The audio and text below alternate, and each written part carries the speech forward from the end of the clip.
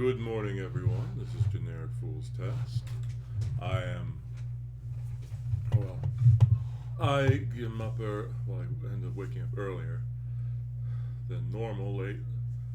Even though I went to bed later than I did normally do, which that's always fun. That's why I have to try to go to bed early whenever I can, because I always seem to. The later I go to bed, the earlier I tend to wake up. I still wake up early if I go to sleep early, but at least I technically get more sleep. Technically. But either way, I looked into some stuff for Subnautica. Well, first of all, as I figured for the yesterday's Subnautica stream, I felt like I just had to play two Weird Al songs so that person could, or anyone else watching could hear them. And of course, they are copyright, which means that well, I tried publishing it, but I had some trouble. And on YouTube, it's probably not going to show up until well, actually, now that I think about it, I'm going to check on YouTube just briefly.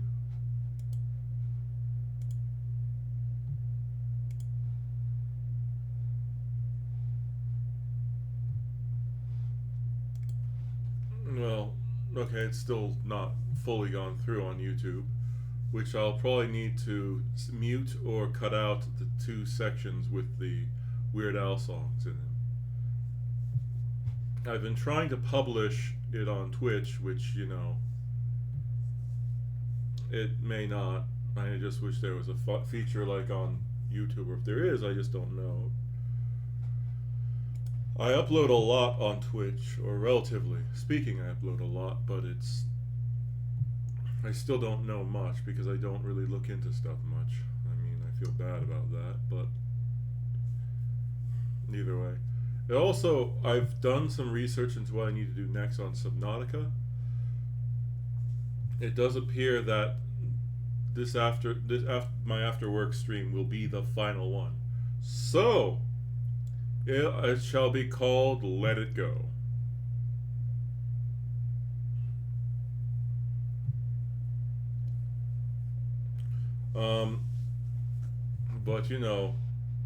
But I feel like I've done enough stalling and enough of other stuff, so it's time to react to Jocat. Our boy, part of me is considering waiting for a person, but there's already a viewer here, so now I need to be entertaining and not betray the trust of a person who's giving me a chance.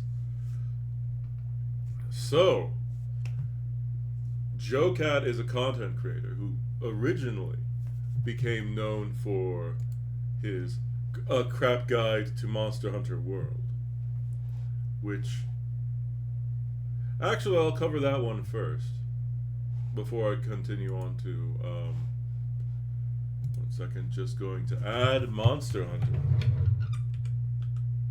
to the tags. Wait, what? Yeah, Monster Hunter World.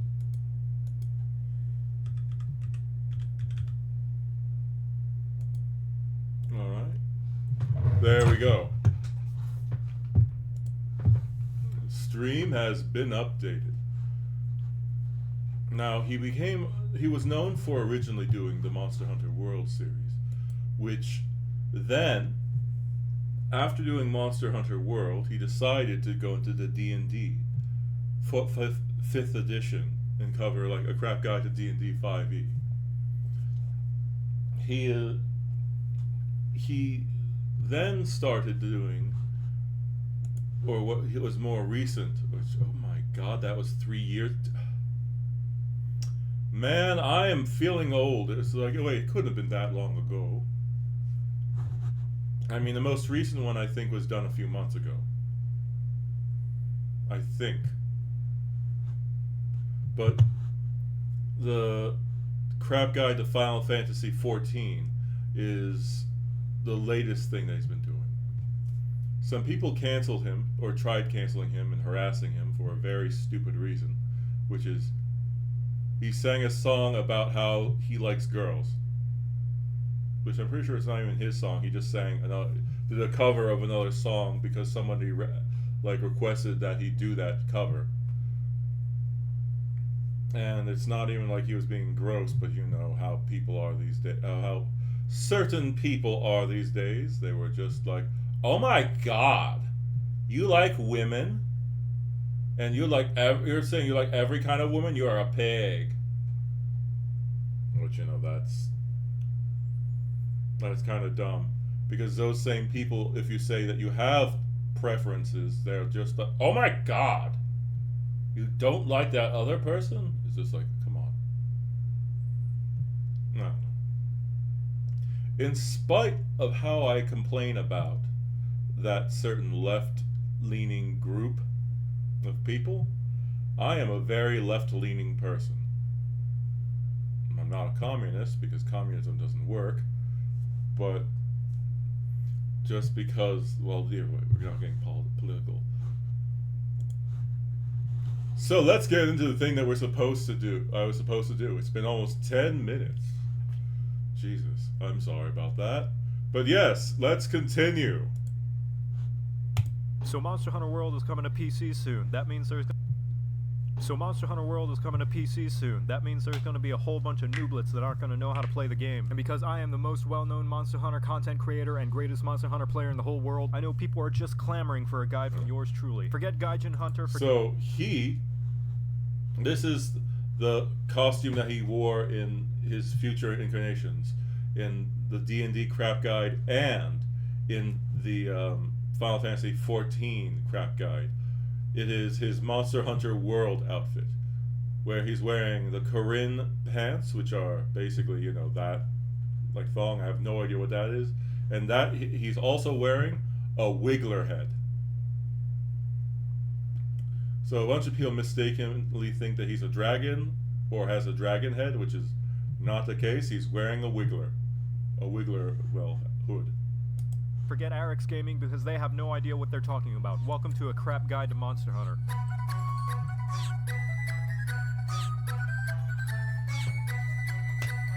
Today we're going over the Greatsword, Monster Hunter's most iconic weapon. Well, aside slow as hell, hits really hard, impractically huge, can fry eggs on it.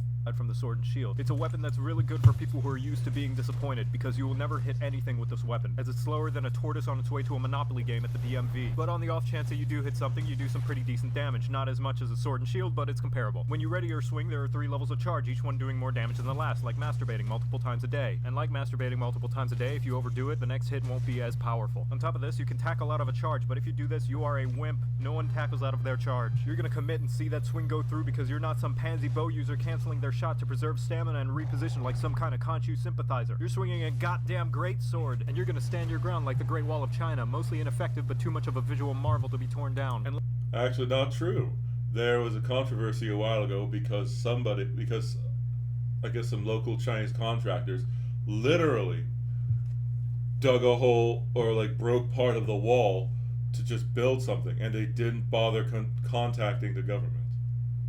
It's one of the problems where the Chinese the only thing I was going to say is that they don't terribly care for their culture, and they don't place an emphasis on it. So it's just, either way, I'm not going to complain about China. Oh no, my social credit!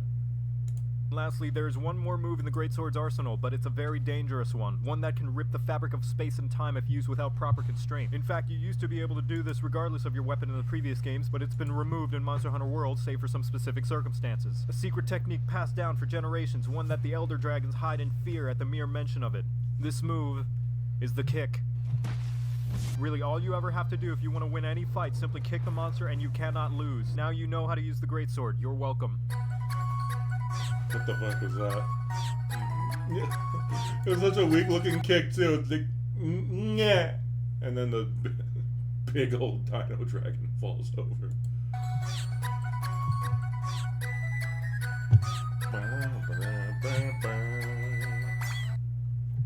Let me ask you something, are you the kind of person who likes to turn the difficulty knob all the way down to a baby mode for babies? Do you like picking up on popular trends so you don't miss out on being included like the desperate to fit in anxious loser you are? While your peers were out having real lives and learning practical and social skills, were you busy studying the blade? Well, hug your nearest otaku body pillow in celebratory fashion because I have the perfect weapon for you. Welcome to A Crap Guide to Monster Hunter.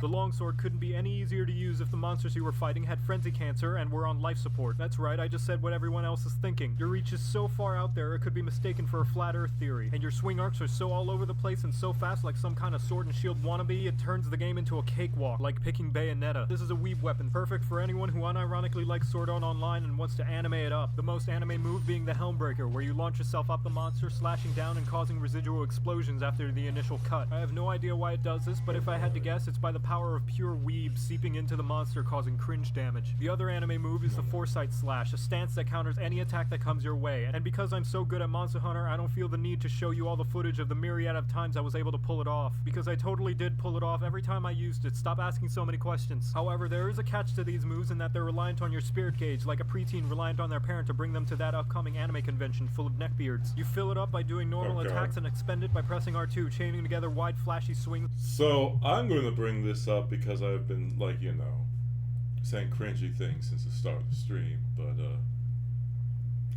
when I was in college, and this was a longer time ago than I'd like to admit, I, like, used to wear a fedora,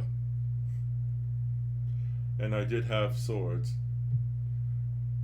Now, I never said something like milady, and I did want a trench coat, but, you know, that's not exactly, like, you know, they're not exactly easy to find, and at the same time, where I live, didn't get really cold enough often enough to have that.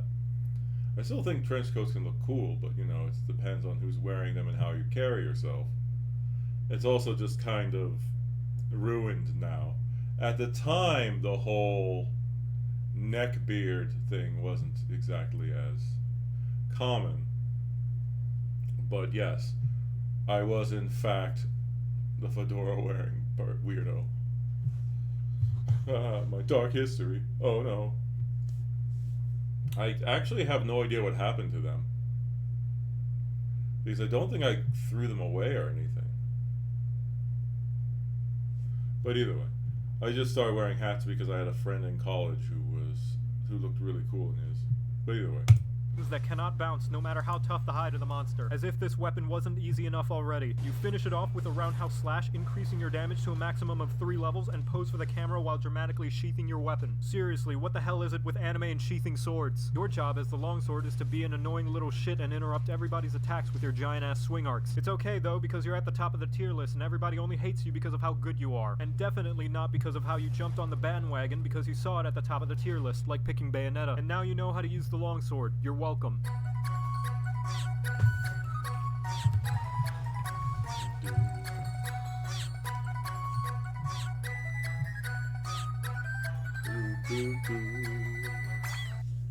You finish it off with a roundhouse slash, which You finish it off with a roundhouse slash, which each. Oh my. Sometimes timing your attacks is too hard. Sometimes you just want to sit back and relax and hunt some dragons and dinosaurs without having to worry about wind-ups and cooldowns on attacks. And sometimes you're a filthy casual who can't put in the time to learn mechanics, so you pick the least punishing weapon, you plebeian. Welcome to A Crap Guide to Monster Hunter.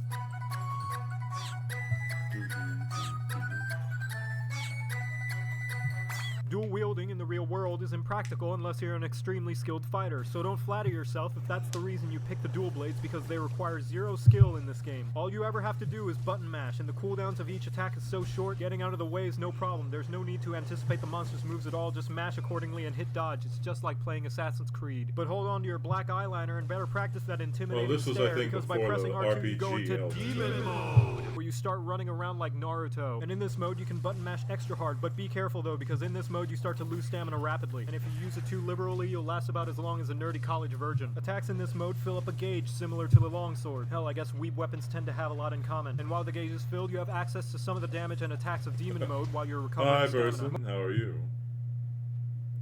We're covering More Jocat. also I looked into the Subnautica stuff. So today should be the final stream. Though once again, person, that stupid, I have to go back to that stupid iceberg with the ice worm on it to get to the final location. It's just like, oh, come on. The annoying thing is I was so close to the that stupid area that I was supposed to be. I literally, like, I think I walked past it because I just didn't see that there was an entrance. Not like in the last stream, the stream before that one. And also, of course, I am having difficulty uploading, putting the yesterday's stream on, like, Twitch, or, like, publishing on Twitch, because they're like, you've got copyrighted content.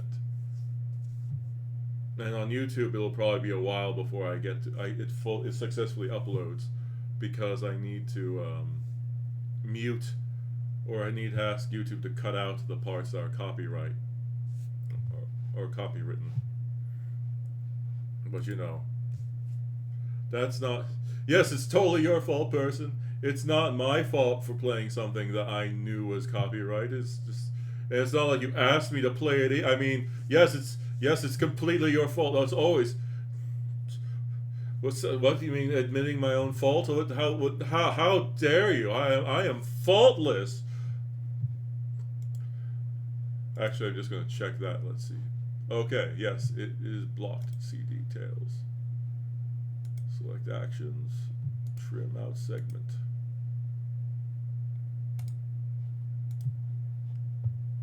Okay, so I'm going to try to trim out the segment of word crimes first, and then I need to trim out "Don't download this song," which are both Weird Al songs. But yes, this is Jocat's the thing that started getting him popular before he did D&D. But yes, I'll never forgive you, person, for making me play those, like, songs by not asking for it. I can't believe you.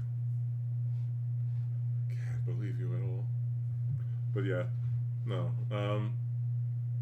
Anyways, back to the Most videos. of your hunts will probably consist of you desperately attempting to recreate the Monster Hunter 4 Ultimate trailer, because damn it, it's in the game now and it's so satisfying to pull off. You keep trying and trying to get that perfect jumping attack, and then your family gets concerned, asking you if you're back on dash juice. The dual blades are puny weapons that have among the lowest damage per hit, but fortunately they hit frequently, which allows you to take advantage of monsters' elemental weaknesses. Except you won't do it nearly as well as the sword and shield, as the dual blades are inferior in every way. I mean, seriously. Actually, person, have you ever played Monster Hunter?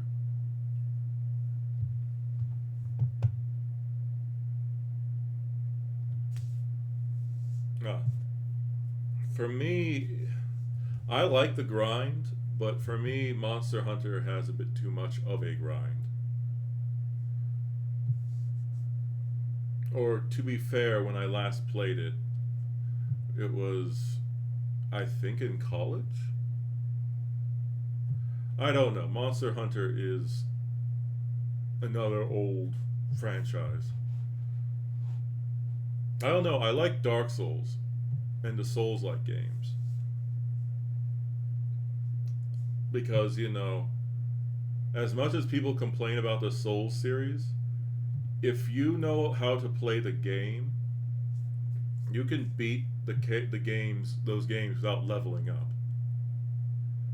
Because there's a pattern, and on top of that, like, there's no point in the game where you become like a god. I mean, like, if you have the skills, you're basically like an untouchable god. But, you have, like, even at the maximum level in those games, the weakest enemy can still wreck you if you're not careful. But all the enemies... One thing that people don't often understand is that the Souls series are more like a rhythm game, if you think about it. Because each enemy has a sort of rhythm that they follow when they do attacks or stuff like that. And they often telegraph their moves to hell. So if you know what to pay attention for and you know what to look for, then the games aren't as hard as you think. Plus, unlike certain games which try to emulate their difficulty but don't want to have to put the carefully crafted difficulty, they tend to just say, hey, we're going to give this guy a long health bar and make it so you do basically no damage. Which I don't like it when, you know, an enemy has a massive health bar and it takes like 6 hours to beat a single enemy or a boss, and all the boss does is the same repetitive motions and you just chip away. That's one of the biggest problems I have with Breath of the Wild. And I haven't played Tears of the Kingdom, but it's like in the early stages the bokoblins are not hard, but when you get to the white ones, it's annoying. Plus, when you have to deal with the whole destructible weapons, it's just like, hey, we made this game about, you know, so you wouldn't have focused too heavily on using a single weapon. And it's like, okay, that's fine, but at the same time, they also make it so that a lot of the enemies are damage sponges. So, unintentionally, they made the game sort of like, and make Link of that game an anti-hero, because the best strategy to play after a certain point is to just ignore all the enemies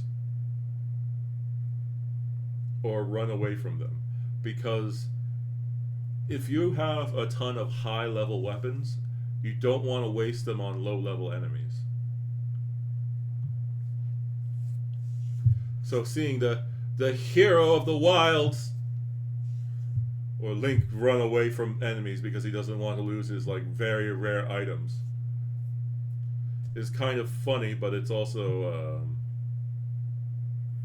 kind of messed up. This is supposed to be the hero who saves the land. Why is he avoiding all conflict? Alright, well, anyways, I'll continue. So you can't even use items while it's unsheathed, and you have to rely on a temporary buff to deal decent damage, which is the most nonsensical thing. Why should you rely on a temporary buff to make yourself viable? I'm looking at you, Hunting Horn. On a totally unrelated note, Capcom, why didn't you keep oils for the Sword and Shield? Do you hate Sword and Shield or something? Anyway, now you know how to use dual blades. You're welcome. By the way, this thing here is in Monster Hunter, you get to cook meat, which does a little like da-da-da-da, like it does this little thing here, and you rotate it, and you have to keep the meat going until the meat will keep cooking until you tell it to stop. And if you tell it to stop at the right time, it's perfectly cooked and it heals a lot of health. If you cook it too little, it's undercooked. If you cook it too much, it's burned and it's not good. So that's the main reference of that little thing there. And then of course, you know, the little cat helpers in Monster Hunter. The Mega Man you're seeing is an outfit you could get for your little cat companions. You can also get a little pig companion.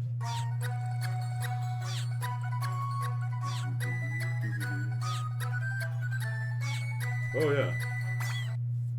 Hey you, I need you to do something for me. Take your controller, rip out the top and right face buttons, cause you won't need them for this weapon. In fact, go ahead and tear out everything that isn't the left thumbstick, the bottom face button, and the right trigger, cause the only way to win is to spin. Welcome to a crap guide to Monster Hunter. The hammer time. Hammer time. Even though there are moves associated with those buttons, I can tell you now that they're worthless cherries on top, and I don't much care for cherries. They're like hipster grapes. The only viable move you'll need is the charge up. Forget mounting, forget the golf swing, and forget buffing your hammer, because you won't need any of it. The hammer is an absolute powerhouse weapon that rivals the greatsword when it comes to raw damage. You will wreck face with this thing, quite literally. Rathalos won't even be able to glance at Rathian without spontaneously losing his tail after you're done with her. And like the greatsword, you have 3 levels of charge, resulting in 3 different attacks of varying power. Kind of like the different types of gas at the gas station, except these actually have a noticeable difference. The highest level of charge will have you spinning, like the July weather in Louisiana if released while moving. Unfortunately, just like the greatsword, your swings have very long startup and cooldown, which will give you a lot of time to cry at the fact that all the endgame hammers look the goddamn same. Where the hell is my gun hammer, Capcom? Yes, this thing sacrifices elegance for power, kind of like a male porn star. Capcom was able to perfectly simulate what a weapon with this mass and swing. What the hell? Why did they show...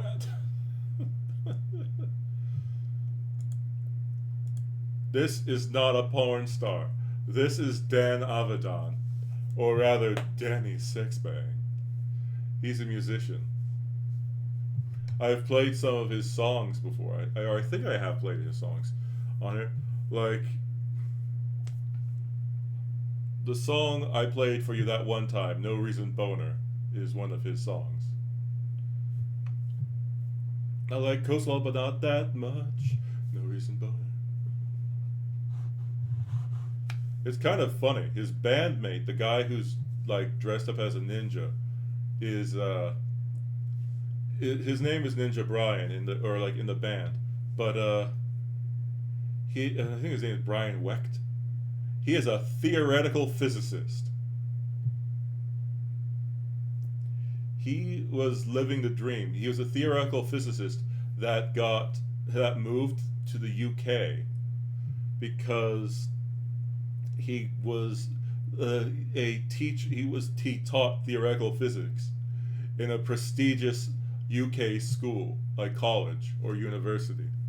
And then, he heard that the band was becoming successful. So what did he do? He left his successful job as a teacher of theoretical physics to work in this band with his friend.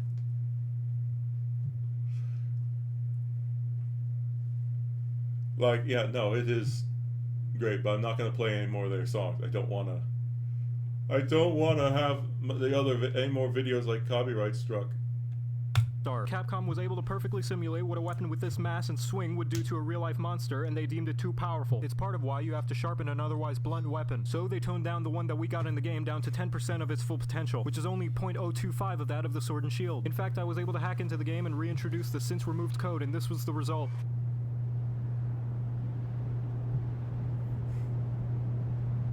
Oh my god!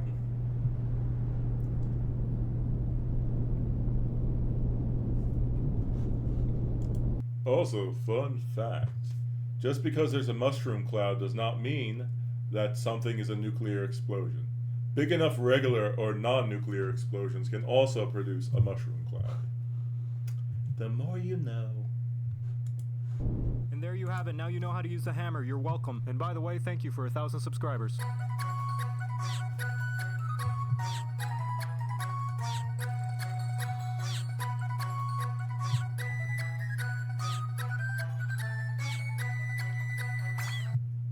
The Bard is the best class in any RPG, and you can't change my mind. So you better bet your precious golden Wyverian print that the hunting horn is the real monster around these parts. What, you thought that comment? Oh, I also just realized I didn't ask how you were. I hope you're doing well, person. I should have asked that earlier. Oh boy. That's good to hear. I'm sorry I was a bit too weird yesterday, especially with how tired I was. I may not stream as long as I did before yesterday because, well, I'm trying to, I'm tired. I'll probably be tired, and I'm going to probably work tomorrow. But yeah. The only thing I have to do is leave the planet, or to get the two achievements that are left in the game are leave the planet and cure the infection. So I'm going to try to cure the infection and then leave the planet. And then I'm going to play something completely different. And I'll try to play more games. It's just that I sort of wanted to get Subnautica out of the way. I swear this is not a Subnautica channel. Yeah, but alright. That did not get registered, even though I clicked so hard. About buffs was made with malice. Everybody knows shit-talking a hunting horn is sure to get your eardrums ruptured and your pants filled with the aftermath of the brown note. Welcome to a crap guide to Monster Hunter.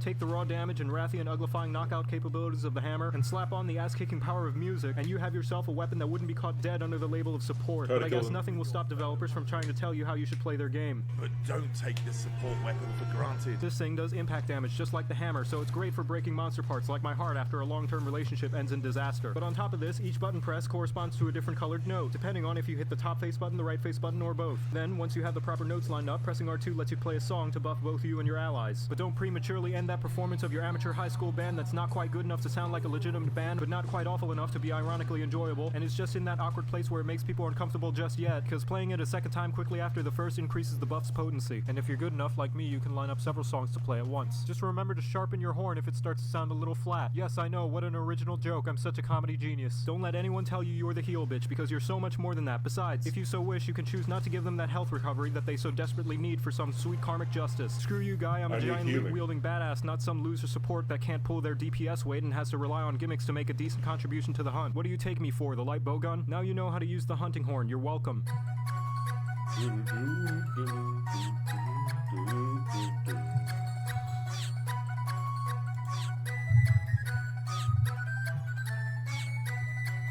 Oh my god. So let's say you're a bit cautious at getting... So as you can tell, there's a lot of weapons in Monster Hunter World. Because there's also several categories of range. Like there's a light, and medium, and heavy bowgun, for example. And then there's, well... trying to see. Well, whatever. Close to the monster, and you'd like to hide behind a near impenetrable wall while you hack away at your target, occasionally doing sick jump attacks. You want something that's simple to learn but hard to master, and has quite the bit of utility despite its initial simple nature. Well, sorry to disappoint you, but this isn't the Sword and Shield guide. I'm showing off the pokey stick. Welcome to a crap guide to Monster Hunter.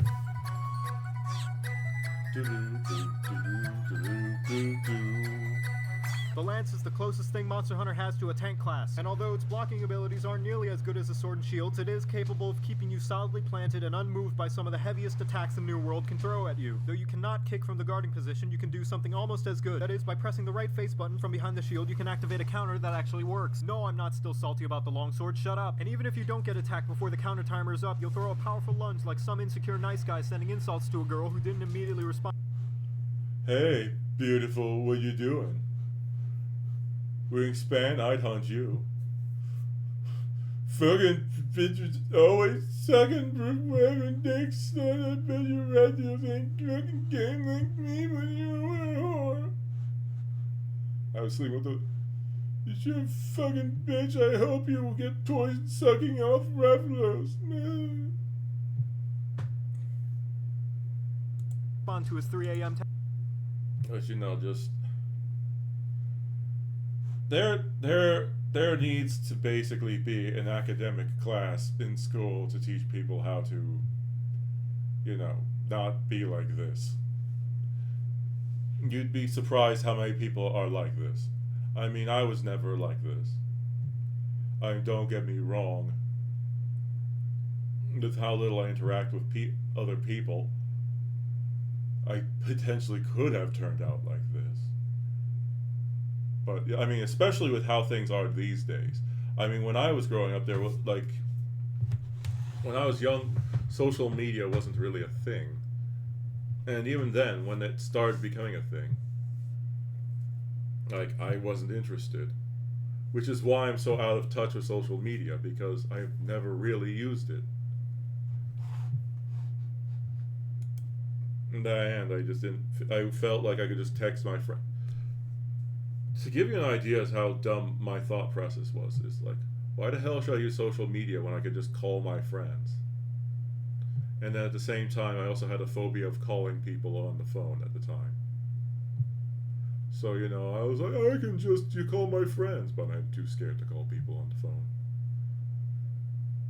But, you know, it's just sort of like, even that hypocrisy is just like, in your mind, you don't want to admit it. So, you know. I've lost friends because of stuff like that, and also just because of me not thinking. But yeah, just... Oh, I forgot to read the last part of this. Oh, sorry, that was my friend. What are you doing? Yeah, of course, trying it with the recovery.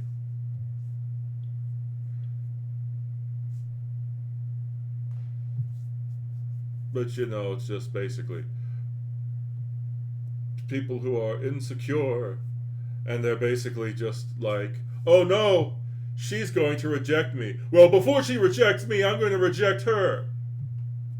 Which the problem with this is there are people, some people, who have a chance,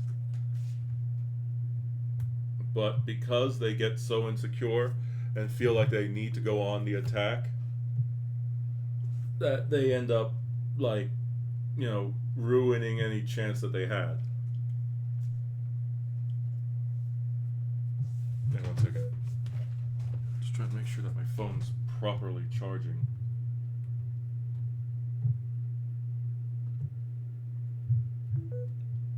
But yeah, I mean, also some people, just like there's a class for how to talk to women, there needs to be a class on how to understand men, because a lot of the stuff that women tell each other about guys is just complete and utter bullshit. And you know, to be fair, it's the same on both sides. Like, you know, just how women are like, oh, I'll base all of this stuff on dating on the rom-coms that I watch. And in those rom-coms, it's just like, this man gives up everything in his life just because, and will live in, he'll suffer through it just to be with the girl that he likes. Which, you know, that's, if somebody you're interested in is telling you that you need to quit your job, well, for correction, it depends on the reason for quitting your job.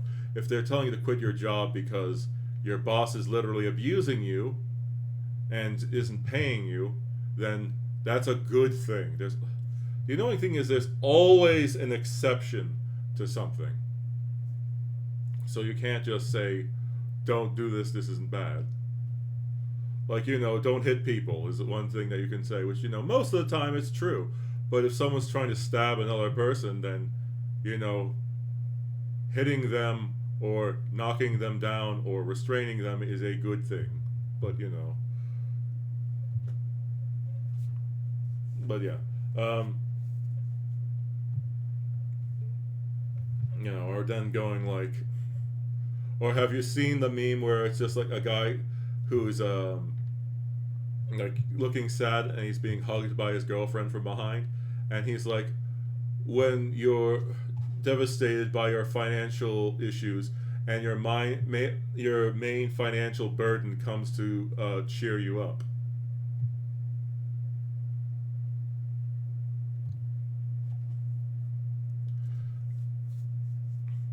Now, to be fair, not all women are like that. But one of the problems is that when every girl is told that they're a princess and they deserve everything they want, then, you know, I mean, some people do grow up fine, but then others actually go like, I am an actual princess. And it's just like, they develop unrealistic expectations. But it's also sort of true with guys too. There are definitely guys that also have unrealistic expectations. I'm going to try to stop talking about that because I don't want to make it sound like women, they're evil and gross. Oh my god. When, like, no, just, as I said, there needs to be a class for guys, and I guess also for, like, you know, like, for anyone, well, for people who want to understand how to talk to women, and then there also needs to be a class on how to talk to men, because so many of them are just like, men only think with their dick. It's just like, no. Don't get me wrong, there are some people who do, but, you know, it's just like, a lot of guys don't. And of course, you know, it's also sort of bad because some people, when you grow up and are told that like men will literally do anything, like do anyone or pick anything. So if you show them affection, they'll fall into your hands. And then someone's like, well, I guess I'll lower my standards for you and see how it goes. And the person's like, no, thank you, I'm not into you. And then this is like, oh my god, this is a personal attack on me. When it's just like, no, just like women, men have preferences. I hate double standards. I'm complaining too much. Text message. You can also poke from behind the shield, but you didn't join the commission just so you could hide from the monster. That's what the range weapons are for. Your primary moveset consists of various different flavors of pokes, so get that side slap shit out of here. We're hard and coming to thrust fast and penetrate any cracks in any monster's thick hide. You can do a combination of low or high thrusts up to 3 consecutive times, as well as a short hop in the cardinal directions for the same amount. Just try to remember the rule of 3. I personally remind myself by chanting the names of the Powerpuff Girls. No, it's not weird, but the unanimously agreed upon objectively best move in the Lance's arsenal is the dash attack. By pressing both attack buttons while blocking, you start rolling around at the speed of sound. Forget trotting around the arena like a peasant while wielding this oversized spear. It's time to travel in style. And to top it all off, it's the perfect way to rack up damage on that monster that's desperately reaching for its life alert. Your job is to get into the thick of things with your comically massive lance thrusting might. This thing is a gentleman's weapon, oozing with confidence and precision. It's strong and functional without trying to be overly flashy like its half-gun counterpart. And if you ever find yourself in an arena with mirroring climbing spots, the monster best remember its safe word, because it's time for non-stop rapid-fire penetrating action. And now you know how to use the lance. You're welcome. Oh, yes.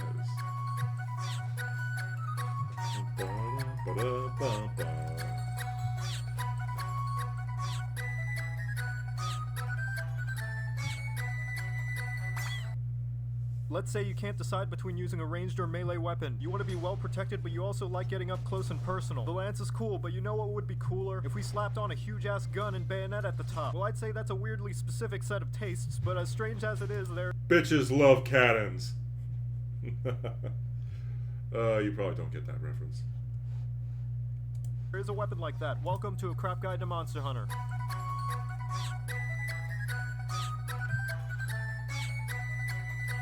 The gun lance continues the trend of being anime as shit. Instead of putting a tactical knife at the end of a gun barrel, no, the master engineers over in Japan decided to flip the roles and attach a gun to something with a blade instead. To this end, the gun lance is the lance's louder, more obnoxious cousin that they try to avoid eye contact with at family reunions. Believe it or not, most of your heavy-hitting moves involve slashing, not thrusting. Stop being so weird, gun lance. This is why Sword and Shield doesn't visit anymore. Some of the same poking moves are shared here, but instead of a high thrust, pressing the right face button will blast around all up in the monster. What, you thought you could actually take advantage of the gun part and attack at a distance? Hell no, that would actually make sense, and you're playing a game where jellyfish can fly, frogs can explode, and the Sword and Shield is considered bottom tier. There's a whole lot of weird shit that makes no sense. You can fire a number of shells before having to reload depending on what type of shelling your equipped gun lance has. There are other properties to the different types of shells, but honestly nobody cares. Be careful though, because firing it will eat through your sharpness faster than the time between a green light and the car behind you honking impatiently. By firing your shell multiple times, your pole will get really excited before ejecting its worm stake, then laying down and having a smoke. But if you're more of a one and done kind of hunter who only cares about finishing as quickly as possible, by pressing both attack buttons while guarding, you can fire up some white-hot explosive goodness all over the monster's face. Most casual players who never really get into Monster Hunter cite how the game is slow and clunky, and based on my detective intuition, I can deduce that they were all using the gun lance. This thing is slow as hell and gives the great sword a run for its money when it comes to attacks that you have to run background checks on, take out to dinner, meet its parents, and listen to its life story before you're not even halfway through its swing. You sacrifice the flexibility of a super block, a reliable counter, and a dash attack for the ability to make low-effort innuendos. Oh gosh, I'm so sorry, Rathian, I promise this doesn't usually happen. And now you know how to use the gun lance. You're welcome.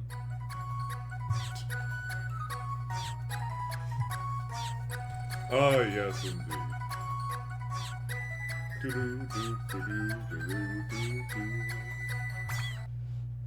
On days like these, I feel like I really want to use more than just one weapon. I also really want to explode all up in the monster's business, but I don't want to use the asthmatic moveset of the gun lance. Well, Joseph, you should try the switch axe, you say. And I say, did you just assume my weapon type? Fuck you, and welcome to A Crap Guide to Monster Hunter.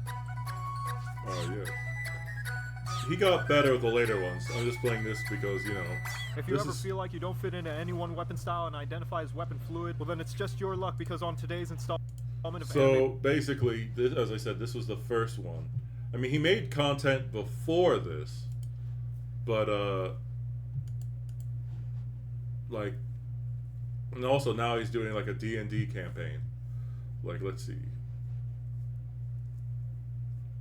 Armageddon. Jesus, that was a long time ago.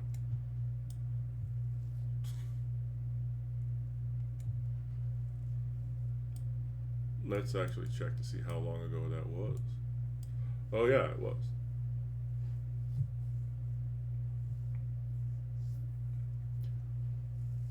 Like 6 years ago, I guess he got started.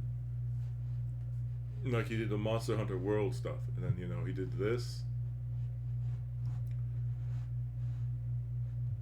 And then well, I'm not gonna watch that. And then he tried doing other stuff, and then it's just like, okay, whatever.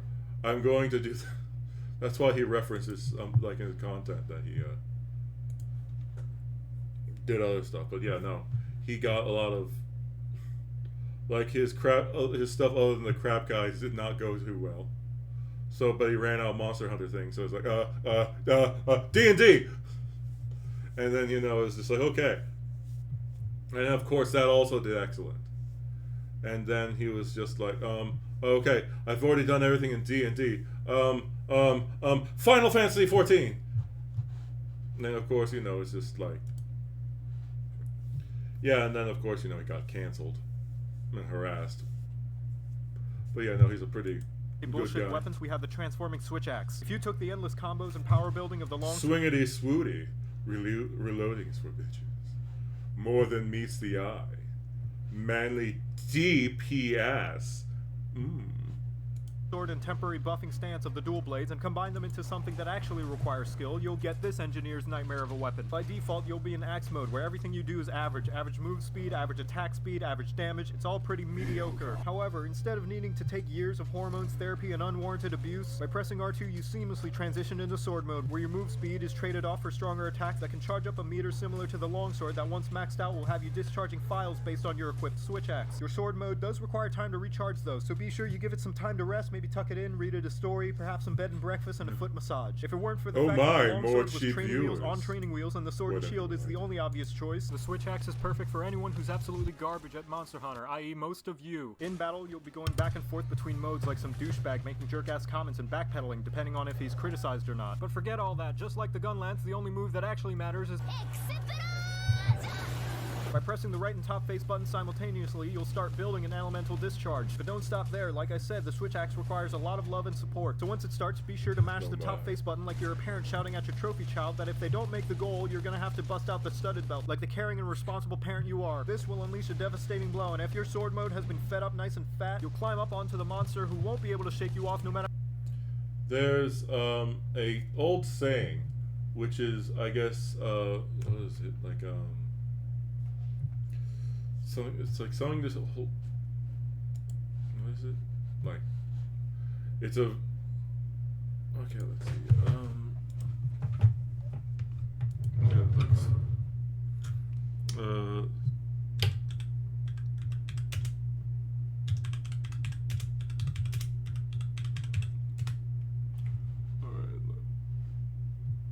oh yes, it's a saying basically, spare the rod and spoil the child. Which, people interpret that like in the most literal meaning, where it's basically like, beat the shit out of your kid or you're spoiling them. When really it's it means just if you don't discipline your kid, then you're going to have a spoiled brat. Which, it's just that, the rod oftentimes has been a representation of, like, discipline. And so, making things simple and easy to understand is easier. But that meaning does not mean that, oh, your kid didn't properly align things the way you wanted to, beat them within an inch of their life. Like, no, it's just like, punish your kid when they do something bad and try to do it proportionally.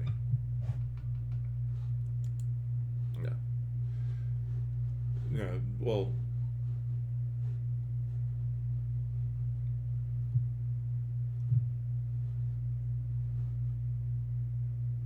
and it is not, Oh, okay. Oh, yeah. Never mind then. Okay, well, one of the problems with the AI stuff that they send, or like this AI, like the AI things, is it's been shown that the AI will straight up make up shit sometimes. And they will make up fake facts, and then other AI will pick up on that fake fact produced by that AI, and then, you know, it's just... AI generated content can be, yes, bullshit. I mean, I could still be wrong, but, you know, just... Companies want to use AI because they are like, oh, I can cut down on cost of hiring people. But AI is not at the stage in which we can do that yet.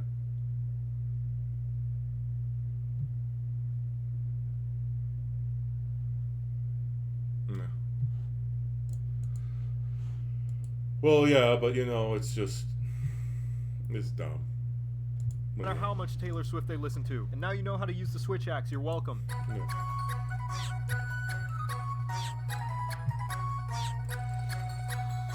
No.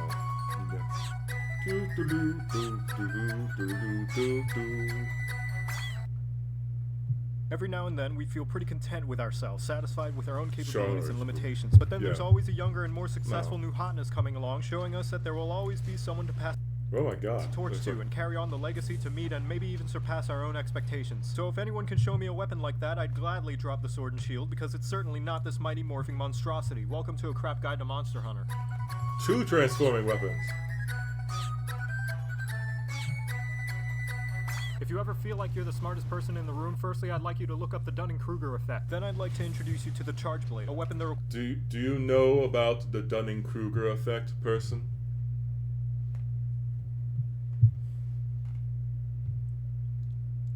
Okay. The Dunning-Kruger effect, and I'm going to be simplifying it for the sake of not boring the tar out of you, but it's been shown that the less somebody knows about a subject, oftentimes that person tends to think the more they actually do know about it. Like, for example, people who decide to do plumbing on their own even though they've never done it, because it's like, oh, I've seen people do it on TV, how hard could it actually be? Or, you know, just like stuff like that. Ironically, I forgot what the inverse is. People, sometimes with people who know more about a subject, the more they understand that they don't know much about it. And oftentimes people who are more knowledgeable tend to underestimate the ignorance of others. Also, there's a lot of things. It's sort of an interesting thing, but we're not supposed to get into psychology. This is supposed to be me showing followers this. requires more prep work to get going than an elderly nun in the Mojave Desert. The Charge Blade is the ambitious little brother of the Sword and Shield, who's been hanging out a little bit too long with the switch axe. It's considered one of the most technical and complicated weapons in the roster, which should be no problem for a monster hunting pro like me, who can't research the deeper quirks of a weapon and gives out incorrect information because he's desperately rushing to meet an arbitrary deadline. You'll climb up onto the monster who won't be able to shake you off no matter how much Taylor Swift they listen to. While in sword mode, you have your basic watered-down rip-off S&S moveset. Advancing slash, short combo, block, bash, spin. It's okay, Charge Blade, we all want to be Sword and Shield when we grow up. What really feeds my Devil Joe is the Charge Blade's charging files mechanic. The most notable move is a chargeable slash via holding the right face button that starts to power up elemental files a la pick your favorite weeb trash. Once they reach red, you better charge them up by way of right face button while blocking, or else you'll be bouncing off of a monster like insults being thrown at someone with crippling depression. Charging these files is essential to many of the intricacies of this weapon, and because I'm such an expert, I'm going into deep detail about all the Charge Blade's ins and outs, so I hope you're paying close attention because I'm not slowing down for you. Are you ready? Too bad, here we go. You primarily charge your blade by holding the right face button. Other attacks comboed out of it can charge the files as well, just not nearly as much. So it's best to primarily use the charge up slash while littering in other attacks to keep a healthy onslaught to the monster. Just remember to keep an eye on them, because if you're bouncing, you aren't loading your files, and if you aren't moving quickly, you won't be doing off the attack complete, so that all the charge files transfer to your CC blocking board. Now we can block extra, so don't you stop there just yet, because it's time to charge more files. Head on back and start hitting those charge files, but still keep an eye on your files, because again, by holding your right foot down, it's not training your files.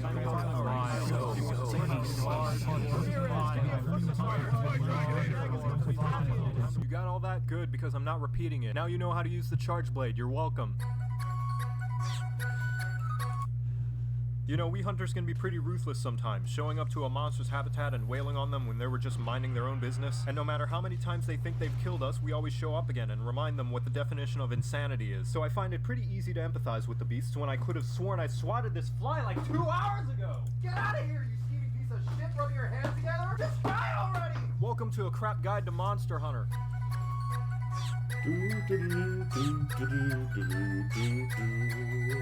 The Insect Glaive. The weapon everybody asked to prom when it was introduced in Monster Hunter 4 Ultimate, while the smart, handsome, and sensitive Charge Blade was left on the sidelines because it didn't know how to communicate its feelings properly. To this end, the Insect Glaive knows how to draw a crowd by being a flippy, flashy asshole. Your attacks are fast-hitting and wide-sweeping, and although I'd usually talk about the weapon's moveset, I can tell you now that it doesn't matter because you won't be sitting on the filthy ground. Your time is going to be spent annoying the ever-living hell out of the monster by whizzing around it like this fly that won't just let me kill it! You can leap into the air by holding R2 and pressing the bottom face button. And if you're a slut for using stamina, and you must be because you have 2 bars of it now, you can hit the bottom face button again while airborne to get a burst of farts projecting you into your currently inputted direction. And you can keep up this aerial onslaught by pressing the right face button that, if connects, will launch you back into the air to repeat the process. There's absolutely no reason to do anything else. With how flashy and stamina consuming this maneuver is, there's no way it doesn't do tons and tons of damage. So you should absolutely only do this the entire fight and nothing else. But on the off chance that you do land on the disgusting toad-ridden floors of the new world, you can aim your Kinsect by holding the left trigger, and no, sorry, you can't use your slinger. Only the mighty sword and shield could handle a tool so powerful. Instead, this reticle allows you to launch your Kinsect to go out and gather essence from the monster depending on where it lands. For instance, this red essence lets me know that this Lagiana's favorite ice cream flavor is Bitterbug with sprinkles. If you're able to gather all 3 essence, you'll unlock the ability to Super Spin!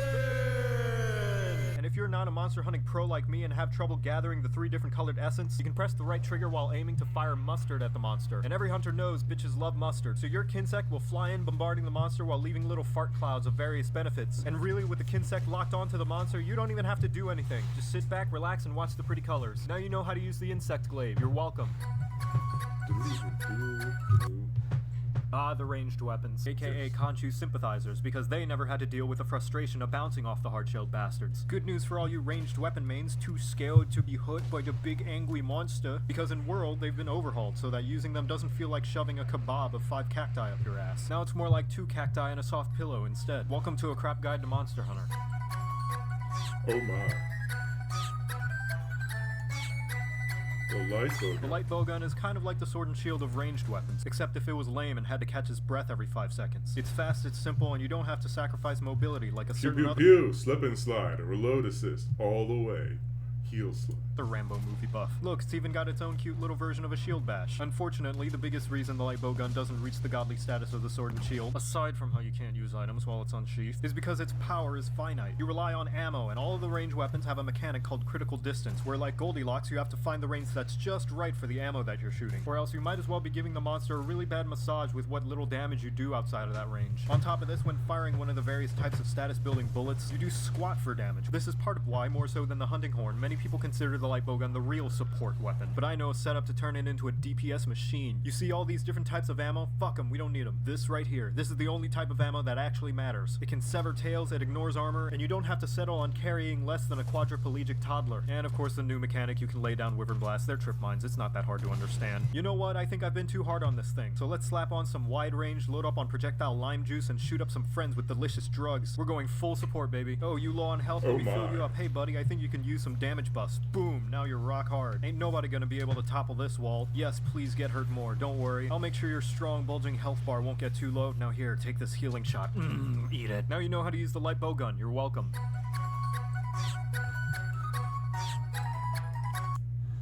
Plenty of people will argue it's not the size that matters, it's how you use it. Those people have never blasted berry caliber hot lead all over a giant fluffy pink flaming sinus T-Rex while wearing an electro horse's skin as assless chaps alongside a self-aware cat companion donning a voxel Mega Man suit and a tiny sword. And those people need a reality check. Welcome to a crap guide to Monster Hunter.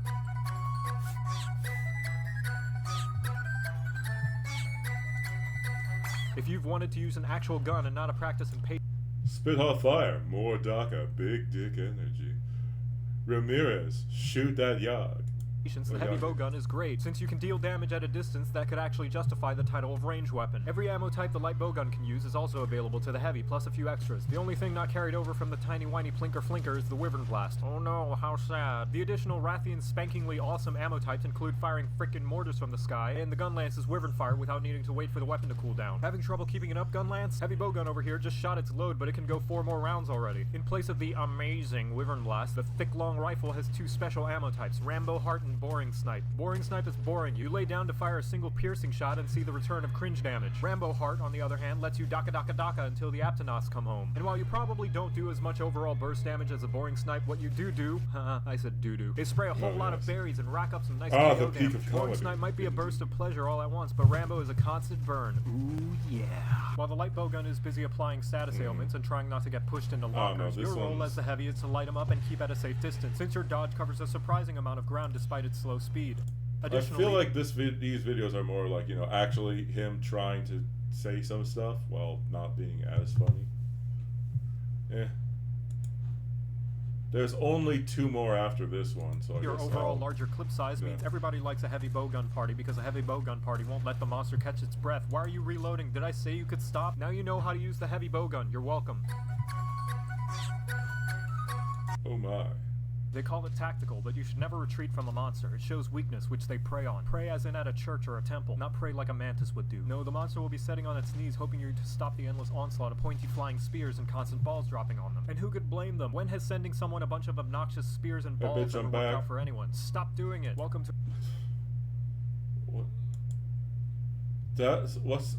That's a weird looking Kezu larva. Wow. Doing it. Welcome to a crap guide to Monster Hunter.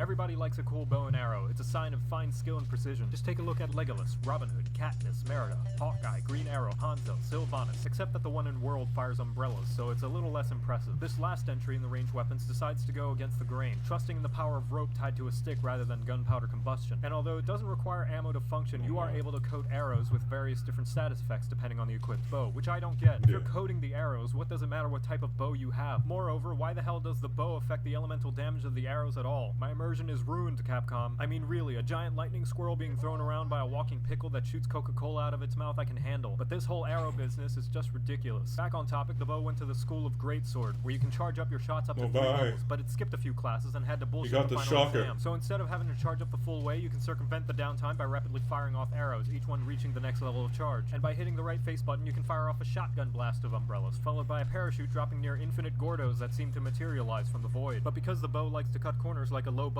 animation studio, you can skip straight to the ball dropping by holding the left trigger, the right face button, the D-sharp diminish chord, the brake pedal, and rubbing your thumb on the PlayStation trackpad in the shape of a dodecahedron. Of course, the biggest hitter in the bow's moveset is the Dragon Piercer. By pressing both attack buttons, you start charging up a super umbrella, blessed by Rihanna herself, and you should hope you don't miss or else you better have her money. The greatest weakness of the bow is that it's the biggest stamina slut of the lot. Every shot requires you to expend that precious bar of tang, and you're gonna find yourself in the red a lot if you're not careful. Just try your best to find a window of opportunity to pussy out like a little bit. I mean, reposition to a safer spot so that you can regain stamina. And now you know how to use the bow, you're welcome.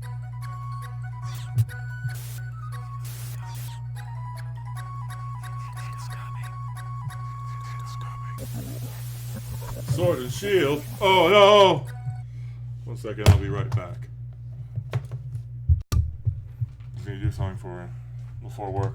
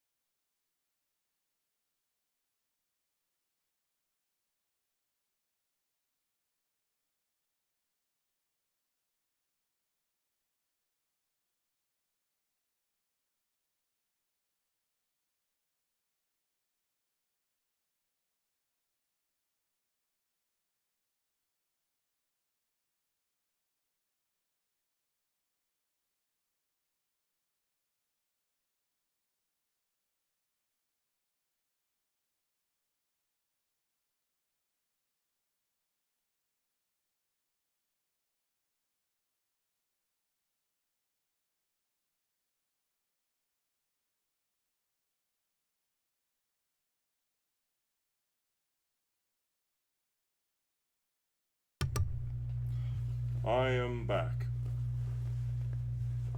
Sorry about that.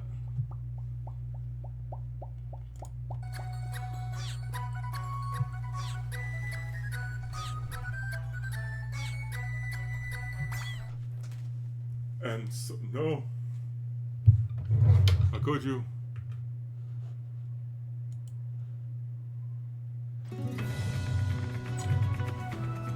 And so it's time for the greatest weapon of all time. And a reference Jocat makes to everything in almost every video he makes. Fun isn't something one considers when using the best weapon for hunting monsters.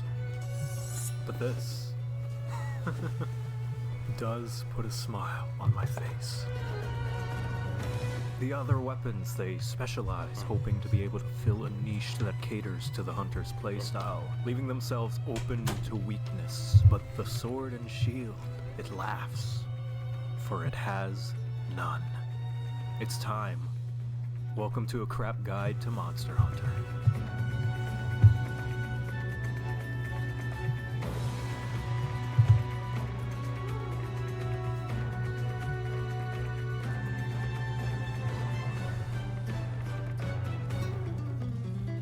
This is it, the Big Daddy, the Alpha, the Omega, the beginning of the end of every monster's career. The only reason every monster isn't extinct yet is because Capcom is sure to hold this beast back with 1,000 locks and chains. The sword and shield, the only weapon you'll ever need because it's the only one that matters. It does everything every other weapon can do 50 times better, and then some. And I do mean everything! It's got a charge up to hit the weak point for massive damage. Stunning the monster, bang bang, sit the fuck down! Rapid combos in fucking space. Aerial attacks mounting, get that stupid cockroach toothpick shit out of here. Quel connasse. Blocking ability, indestructible. And don't even get me started on elemental damage. Better start collecting swords of all the elements, cause you're gonna be exploiting the ever-living fuck out of those weaknesses. Oh, except that one. Let's get rid of that. You wanna talk ailments? I got your ailments. Poison out the ass. Paralysis? Oh no, you ain't going nowhere. Sleep nighty-night, you fat lizard shit. Blast, you bet your fucking tits. But Joseph, the damage numbers are really low. Wrong, stupid. Look again. The sword and shield is the most damaging weapon in the entire game. But you just photoshopped the picture. Shut up! And this isn't even mentioning the fact that you can use items while it's unsheathed, which means you have sonic speed access to the whole of your inventory. Effectively meaning your Congalala's shitload of an item box is basically your moveset, which means you can do disgusting shit like placing one trap after another while throwing out the never-ending laying of the definition of a smackdown. And that includes your ass blasting slinger. Flash pods, screamer pods, shit staining pods, all the pain inducing ammo types dropped from the monsters themselves are available at the press of a button. No need to put your delicate plates away before playing with your toys like a bitch. Woohoo! You ain't getting away that easily. On top of this, Capcom made an addition to the game that unintentionally buffed the sword and shield to the mountains of too fucking strong. The item wheel. You don't even need to spend 20 fucking minutes looking for the right shit anymore. Just pull up the wheel and drink up the gallons of inevitable wyvern tears. Other weapons ain't got shit compared to the power of the sword and shield. King of the hunting weapons. And I know you assholes are just dripping with gross excitement juices in anticipation to see this beautiful pants-shittingly amazing weapon in action. But you best prep to shit your pants quite a few more times because that's exactly what you're getting.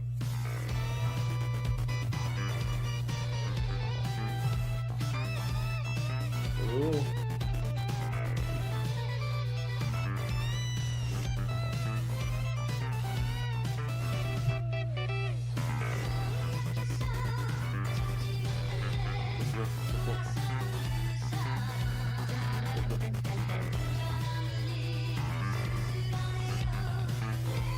Hey, look, he's back on his feet. Let's put a stop with that. I don't know if I want to stay that close to the nether region of a dragon.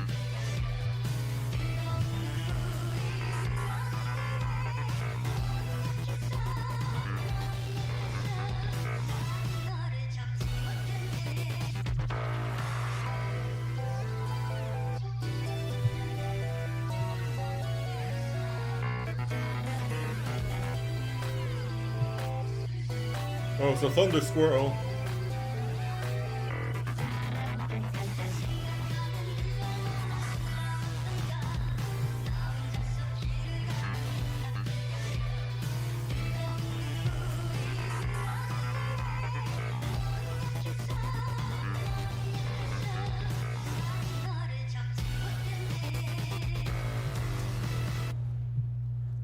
So yeah, I guess you could say it's pretty good. And now you know how to use all the weapons in Monster Hunter World. Most importantly, the best weapon, the sword and shield. You're welcome.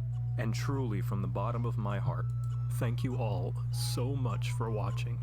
And I hope to see you again. That used to be what it was called. This channel used to be called, not called Jocat. I don't know if he says something different.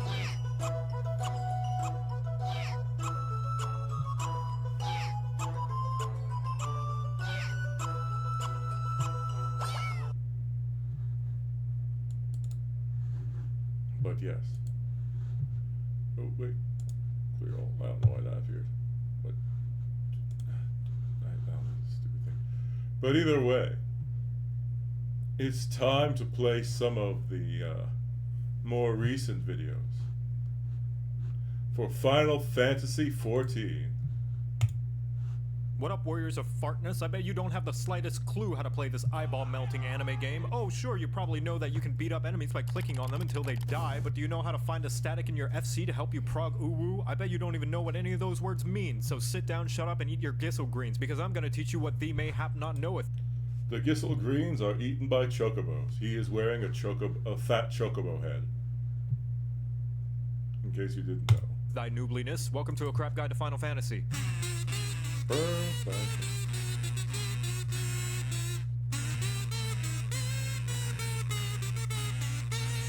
The tank is a person in the front lines of every group, leading the charge to inevitable party wipes, which is because you are the most important person in the party, having slap fights with the boss since everybody else is way too squishy to handle the puss-pounding patty cake. You'll never see Jimmy's soft boots eyeing up the cloud of darkness with his 2x4 and scriggly tree branch. But how hard can tanking be? Turn on your tank stance, do your 1-2-3 combo, and blame the healers when you die, right? That sounds like somebody who needs their short Q privileges revoked. Firstly, tank stance. You turn this on to start gaining enmity. What's enmity? It's where you shout at the bad guys, "Hey, hit me!" They'll be paying attention to you so long as you're dealing damage, so you better be dealing damage and not just having a staring contest. If you don't, then they're gonna start indiscriminately charging at the rest of the party like a dog in a movie theater. If you are the designated main tank, or in light parties the only tank, make sure this is on. If there is another tank in the party and you are the off tank, make sure this is off, unless there's some other bad guys you gotta pull. If you have conflicting stances with the other tank, they will chuck their shoulder pads at you. As a tank, you should make sure the bad guy's ass is facing the party as often as possible, as indicated by the bright glowing half-eaten donut underneath the target. This is so that if the bad guy sneezes, you're the only one getting down with the sickness. And also, if your party has anyone playing any jobs that particularly likes to clap them cheeks, you've provided a bright shiny spanking space. On top of this, as a tank, you are, by Heidelin's blessings, horrible at dancing, which is why you should move as little as possible once you've got the enemy's attention. That way the party can continue to whap the wumpus without having to chase down the bad guy's glorious booty. Just as well, because you have control of where the baddies are, you control how useful everybody else is. So if somebody puts down a useful AoE, stop fucking running away from it. Now that you have the baddie's attention and are in a nice cozy poking position, you don't have to worry about anything else, right? Ah, that's what I thought you'd say, you dumb fucking horse. Believe it or not, when you die, it's not entirely the healer's fault, just mostly their fault. That little bit of responsibility you have is based on how well you can juggle mitigation. What's mitigation? It's the buttons that make the bad guy's slaps hurt less that you sometimes press once a subscription and never think about again. You ever wonder why you have several of those buttons that all seem like they do the same thing? Well, that's because you're supposed to space them out over the course of a fight so the healers don't have to sacrifice their entire mana pool and firstborn child to get your frail ass through the dungeon. Remember not to bust your tanking load all at once, or else you're gonna feel a lot of shame when you're all out of juice and the boss still wants to go about 4 more rounds. Every tank also has a press X to not die button that can be used to survive any devastating attacks, or if you're a really aggressive paladin who drew every enemy in a dungeon ever and don't want the healer to hire a hitman on you. As for what your limit break does, tanks are thicker than the average Disney mom, to the point your honky chonky donkey bahonky extends to the rest of the party, protecting them from damage up to a whopping 80% at LB3. The thing is, unless you're a high-end player, you'll probably be using tank LB as frequently as a good player rolls high on loot. Overall, you have 4 flavors to choose from: punk, grunge, metal, and Christian rock. There's warrior for big axes, big anger, big self-healing, and if you like to do fell cleaves, again and again and again and again.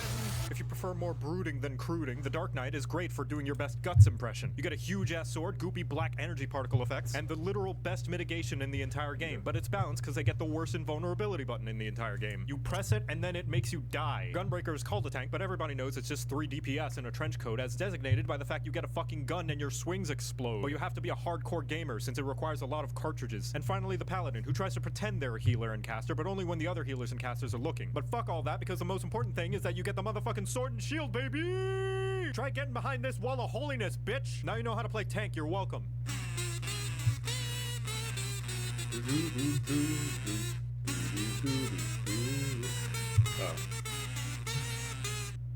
I forgot. I love power, and I love feeling powerful. I forgot to ask this person. Do you play Final Fantasy 14, or do you play Final Fantasy games?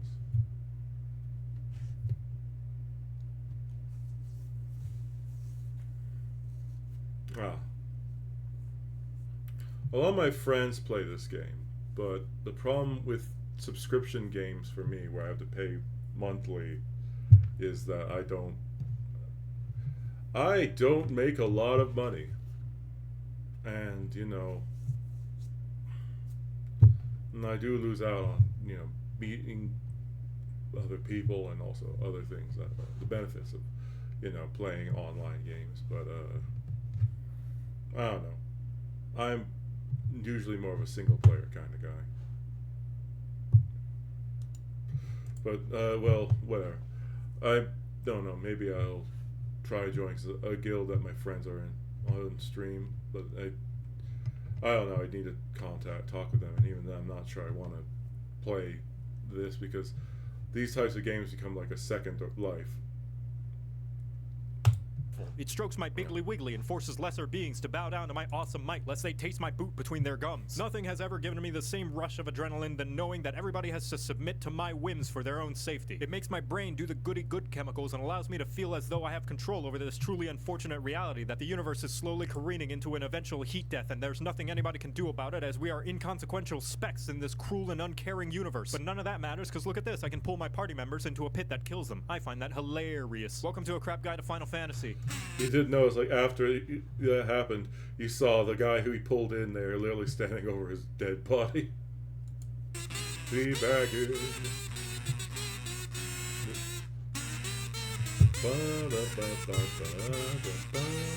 The greatest power of all is the power to have control over people's lives, which is why the healer is the most likely party member to have a god. I'll give you 5 million HP to fuck off. Green DPS. 1 button rotation. Corruption arc. Can't Asuna stupid. God complex. Right behind main tanks, Okay. anybody who's an omni. Wait, what the? Okay, for some reason it sped up. Asuna in Final Fantasy is a spell that removes status ailments. Mentors and anybody who's an omnicrafter. You are the most important person in the party, as you, along with the tank, are responsible for keeping the party alive by kissing their boo-boos and slapping the bitch who made the boo-boo. That's right, as a healer, you do have to deal damage as well. Man, but it's called a healer, and healers are supposed to heal, right? Wrong! A healer's job is not necessarily to heal the party, but rather to keep them alive. And yes, there's a difference. There's gonna be a lot of downtime between heals, and you bet your afflatus rumpus that you're making the fight take longer than it has to if you're just sitting there twiddling your thumbs waiting for your next chance to cast Cure. What do you do when the party's full health? What do you do when the party's full health? Or even halfway up and standing? DPS the bad guys. No, I don't pay your sub. But when the fight takes too long, it starts to rub all up on everybody's nerves. And when you hit endgame, it serves you right when the boss will wipe the party, cause you couldn't beat Enrage. Sure, you're for the most part keeping the party alive with a variety of heals. For those, I don't know if you know what it means by enrage, but when a battle takes too long, or when certain conditions are met, the boss will do like a super move, which will, like, if I remember correctly, insta wipe everyone facing them, which is why you want to beat enrage. Healing, utility spells, some regen, some shields, but an equal amount of time you're casting those, you're also throwing in some extra DPS when time allows. Remember, DPSing is just mitigating future damage. And if you're able to kill the current wave of dungeon mobs before they deplete the tank's HP, which by the way is going to regen to full by the time you reach the next mob pull anyway, what does it matter how low their HP gets? So yes, DPS when time allows. When does time allow? Well, I know you're scared of independence and thinking by yourself, but that's going to be a balancing act you'll have to figure out. However, my rule of thumb is the minimum amount of HP a party member has to be at is 1. But if that's too scary for your weedle fingies, ask yourself, will the enemy's next attack make your party member fall on their ass? If yes, heal so that it doesn't. If no, time to become a glare mage, motherfucker. As long as they're alive and you're clearing the content, you're doing your job right. There is one caveat to doing your job right, and that's that everybody will hate you for it. Literally, by healing you start to generate a lot of aggro from the bad guys, so if you ever decide to heal before mob pulls in dungeons, it's important to stick close to the tank like an ERPer sticks to Vieira's wearing 2B thigh highs. Especially if you throw on a regen and suddenly 800 mobs crash through the wall with a How to Fry Fairies cookbook. You can still do it, but you should know what you're getting into, like live streaming and hoping that anybody will watch. As for your limit break, we heard you like healing, so we put more healing in your I healing so you can know heal that. while you heal. Unfortunately, you won't be using any limit break aside from LB3 because LB1 and 2 just heal the party, and you already have plenty of band-aids and popsicles to do that on your own. LB3, however, is so potent in healing it resurrects everybody in the party back from the dead instantaneously. But they will have to do the thriller afterwards, so it's best to be safe for when you at least have enough people to make a backup dancing crew. For the flavors of healer, we have 3 boomers and the new kid on the block who bought a Glock and has a TikTok. The white mage is the most straightforward. You heal when a buddy is hurt and you attack when they're not. Just about everything in your arsenal is all about feeding them so much it'll make an inflation artist blush in embarrassment. You're also equipped with the best AoE skill in the entire game and the ability to never run out of mana unless you're really, really bad. Best of all, when your buddies get hurt, you can heal them to harness their Blood for the blood lily. But let's say you want to play white mage, but you like tarot readings and star signs like a suburban woman in her mid to late 20s. Astrologian is probably for you. You draw cards that will enhance the abilities of your party members, and you fill the arena with enough space dust and constellations that you'll need 5 layers of sunglasses to see. Taking this job will also teach you how to build a bomb.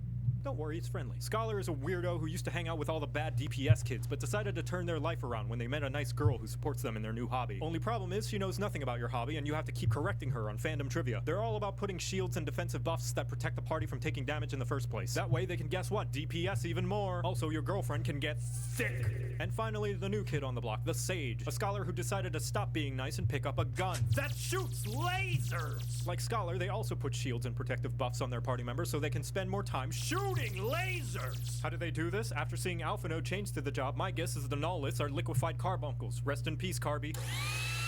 Now you know how to play healer, you're welcome. Carbuncle, no! Everybody likes to do damage, and don't pretend like you don't, because I know you're lying. Otherwise, why would you be playing an RPG with core mechanics such as leveling up, getting stronger, and looking fashionable as fuck? It's to do massive numbers on the other guys until their numbers are so small they match the PP size of anybody who doesn't commend at the end of a duty. The other members leaving too quickly is no excuse. How do you expect to move quick enough to avoid AoEs if you can't even move quick enough to tell your allies they're doing a great job and that their glamour is sexy? Is that uncharacteristically nice of me? Maybe, but it means I get to steal the LB3 from the only melee in the group. Welcome to a crap guide to Final Fantasy.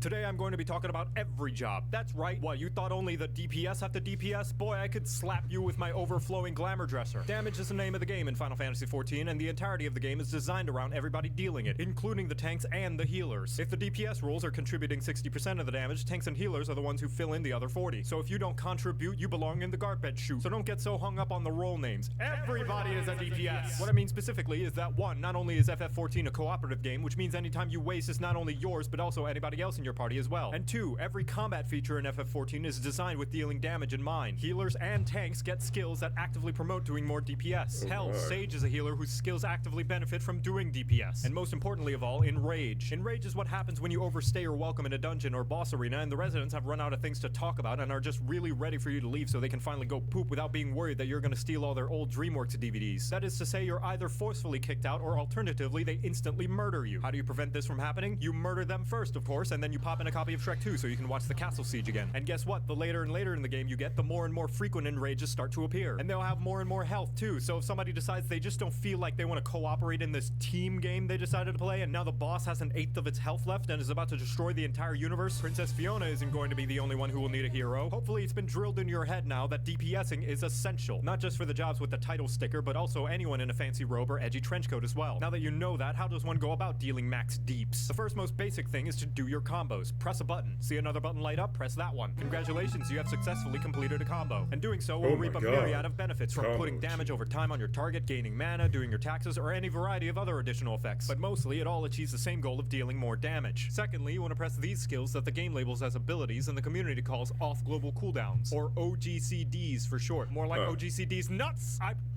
Yep. It's a pre-work stream. Also, I hope you're doing well, Veni Vista. I'm just doing, like, before I go to work, I'll usually do a sort of low energy stream where, you know, I just do some things, you know, or talk to some people. But, like, you know, I'm still tired, but as you know, I'm always tired. Especially today, since I woke up at like 2:15 a.m. Yeah, well, my medication means I have to take it in a certain order, and I have to wait for it to fully take effect. So, you know, I have to end up taking a bunch of time. But yeah, working at a bakery means that correction, a lot of my coworkers have to show up to work at 3 a.m. So for me, that's, you know,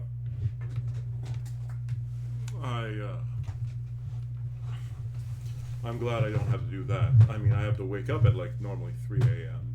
But that's because of the fact that, as I said, my medications and stuff I need to take. But yeah, the lucky thing for me is my workplace is like 10 minutes away from where I live. So, I mean, there's some stuff I'm probably going to do before I go to work today, so I'm not going to. I was probably going to end stream after I finish this video here. How are you doing, Veni Vista? Oh yeah, you said doing pretty fine. Sorry, my brain isn't working right now. Can you tell? I'm sorry about that. Did you know about Jocat?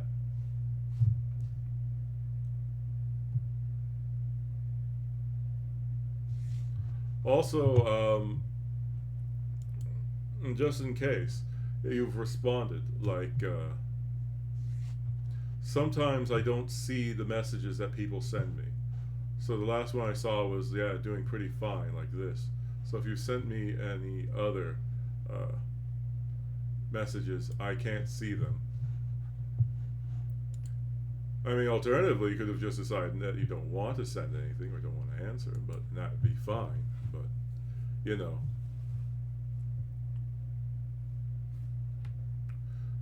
Yeah, that happens too. Getting distracted is common. Oh, no, I mean, I never get distracted. I was just asking, like, if you've heard of Jocat. Or, you know, this content creator. He's mainly known for doing the D&D 5th edition, like, a crap guide, and also his more recent project, the crap guide to Final Fantasy 14. Oh, yes, Joe Mama's cat. No, he's this guy here. He's actually, is that what it? I don't know what the Joe in that is, or if it's that's kind of interesting. He's a pretty funny guy.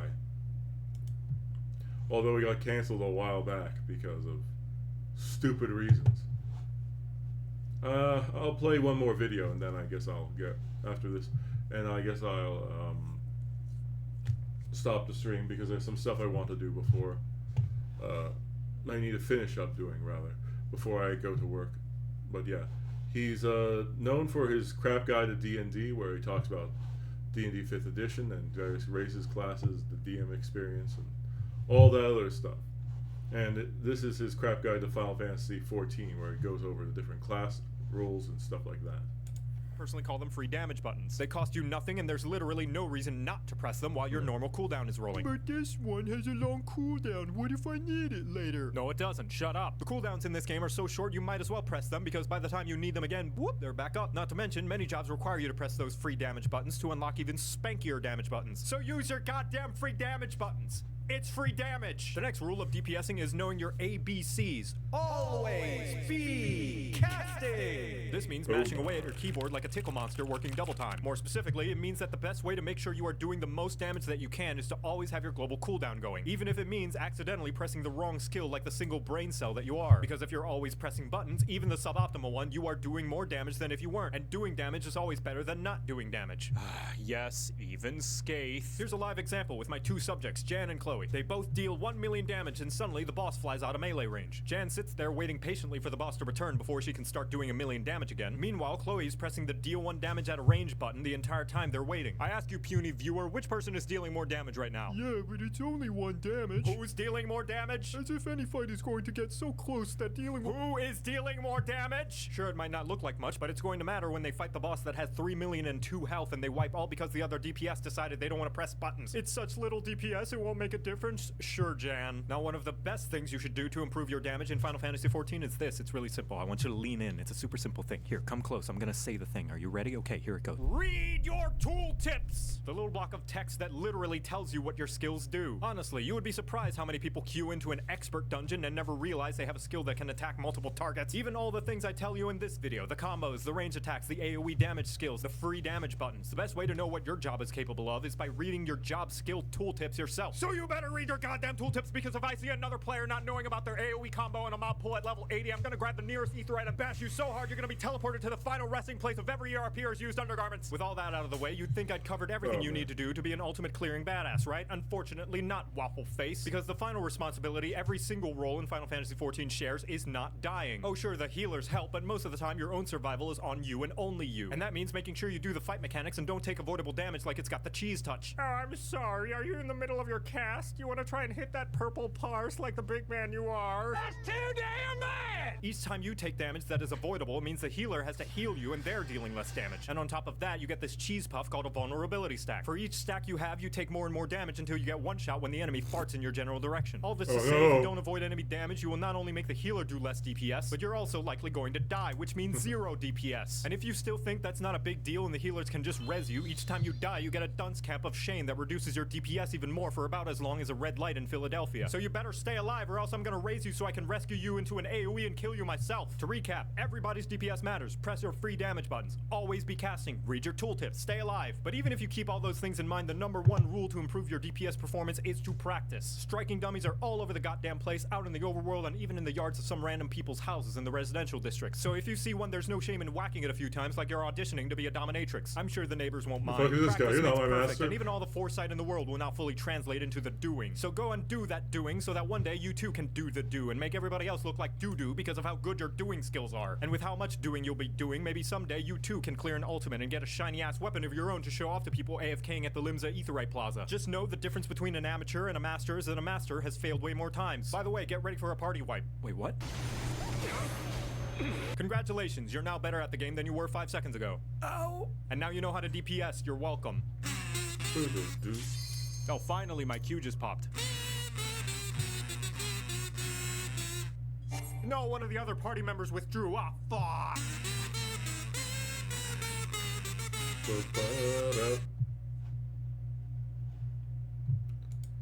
Leave me alone, YouTube.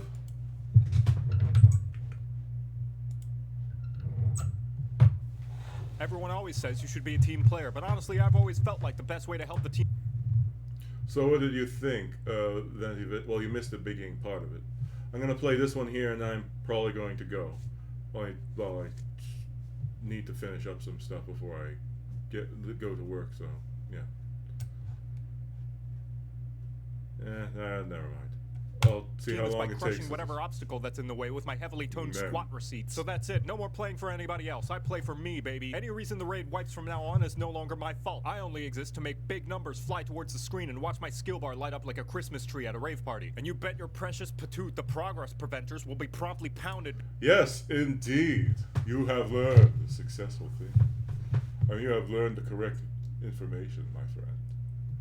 Because this potent projector of pain will be peppering those beasties until your pack is paved with enough resulting pellets that every peddler will pray to be pampered by a more palatable pacifist. Welcome to a crap guide to Final Fantasy.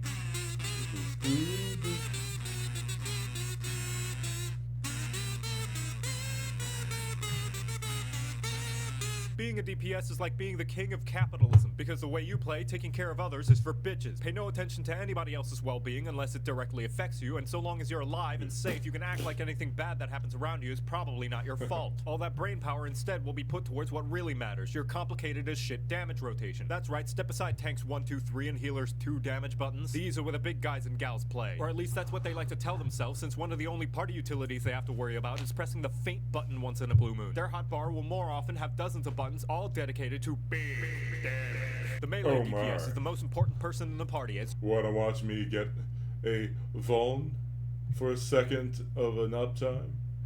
I guess that's vulnerability. Wanna watch me do it again? Featuring Dante from Devil May Cry. WASD is completely rubbed off. LB's boss 3 expansions late. You get a gap closer and you get a gap... What? You are the one on the front lines inspecting the bad guy's anus like it's where all the Hrothgar hats are hiding, while applying sprays of hot poisonous gamer stink. Not only are you going to be up in their grill turning their cheeks into a ripe tomato while flip-flopping in and out of danger like you're a politician making pancakes, you're also going to make like an adult film star and learn positionals. Certain attacks in your damage rotation will require you to land them in specific areas around the enemy target, specifically the rear and the flank, in order to deal additional damage. How do you tell where those positions are? By the massive disembodied titty underneath the target. See this nipple? That's the front where the tank will be sucking on the sweet milky that are tank busters, which obviously means this conspicuous ticulus on the opposite end is the rear. What about the flank? That'll be on either side of the enemy. And if you're ever confused as to where each area begins and ends, a useful tip on how to tell is imagine there's a big X dividing each of the quadrants. Or you could just press true north and pretend positionals don't exist like it's an embarrassing memory of that time you did the Gangnam Style at school unironically. The only time it isn't the case is when the enemy has a full ring without an opening, in which case you won't have to worry about any of that guff and you can just sit there like an off-tank who's actually having fun. Otherwise, between hopping back and forth in these two spots and running around catching up to the boss whenever the tank feels like doing cardio, your little wall's legs are gonna get so much working out that they'll be thick as the milk from the teats of a whale made of molasses. Which is to say, expect to move. A lot. But what if I'm not in the right place for a positional or the boss is far away? Just remember the old adage. Always be casting! Even if you're not able to land your positionals or if the boss is too far away to make a melee attack, be sure to always be pressing your buttons no matter what. Unless you're a monk who has no ranged attack and you have to sit there thinking about how your job will inevitably be reworked yet again in the next patch. However, there is another secret epic gamer option that allows you to maximize the DPS you output at the risk of yourself as well as potentially everybody else. But it's usually the healers. This technique is called... He's normally shown wearing assless chaps and a thong, and a male thong. Though he usually has his Monster Hunter equivalent, which where he's wearing a wiggler head. Oh my. But yes. Greed. The funny thing about AoE markers in Final Fantasy XIV is that they only ever mark you for damage if you are standing in them the moment they go away. This means that if you're fast... Oh my, did Vinny Vista leave when I was like, he's usually wearing assless chaps. It's like, nope, this is not my kind of... Oh. Okay. Because I only have one viewer now, and I was like, wait a second. Because it's just like, if you left when it's just like, he's usually wearing assless chaps. It's like, nope, nope, nope, nope.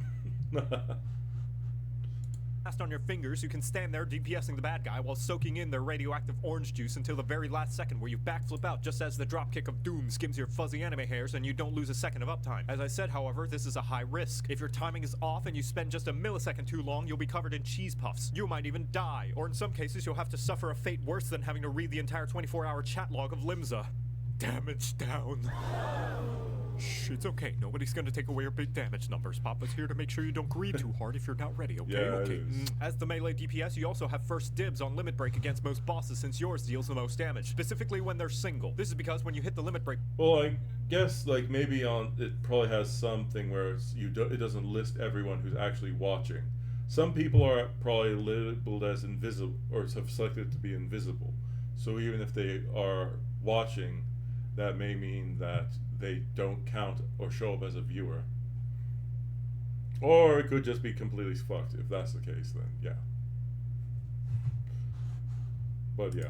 button, you're not actually attacking them. Just showing them pictures of a happy, healthy relationship, and nothing hurts more than emotional damage. Just ask Arianje. Yeah. But what are the individual jobs whom of which Oh, meleeeth said That up-close is slappers to thine strange. adversaries? There are 5, and each one is a different flavor of anime and edge. Monk, for those of you who want to go fast, having one of the shortest global cooldowns in the game means you'll be dealing out punches like you're a pissed-off caterer at a middle school sock hop. Instead of the traditional combos, each attack puts you in a specific stance. Bird, cat, and monkey. Each one combos into another attack that benefits from each respective stance. Your rotation will be all Yeah. about swapping stances around more than a kid trying sick moves to guess. impress their crush at a middle school sock hop. You also have perfect balance, which allows you to go that is freestyle and pick weird. whichever stance you're feeling more at the moment without having to do any of the normal stance setup. If you repeat the same stance 3 times during your freestyle, you get a purple token on your stylish moves punch card. And if you do 3 different stances during the freestyle, you get a white one. Do a freestyle with 3 unique moves one more time while you have both the purple and white tokens on your punch card, and you get to turn it in to make your crush dripping wet with damage because for some reason you get to kick them in the face. The only problem is you are the only melee without a ranged attack to keep your uptime. And although you do have a dash that lets you zip around like Goku on a triple shot Ristretto down blend macchiato, if ever you find yourself without a target to punch during combat, you can call timeout on your buffs so they stop moving while you have a little cry because your crush rejected you at the middle school sock hop. Dragoon is probably the most straightforward of the melee classes and the one most likely to have a tragic backstory. You've got a 5-button my. combo that swaps between hard slaps and sakura flowers and a handful of buffs that will turn anybody else in the party into What? your partner in dragon slaying. What kind of dragon slaying? That's up for you to decide, which you'll have plenty. Wait, what?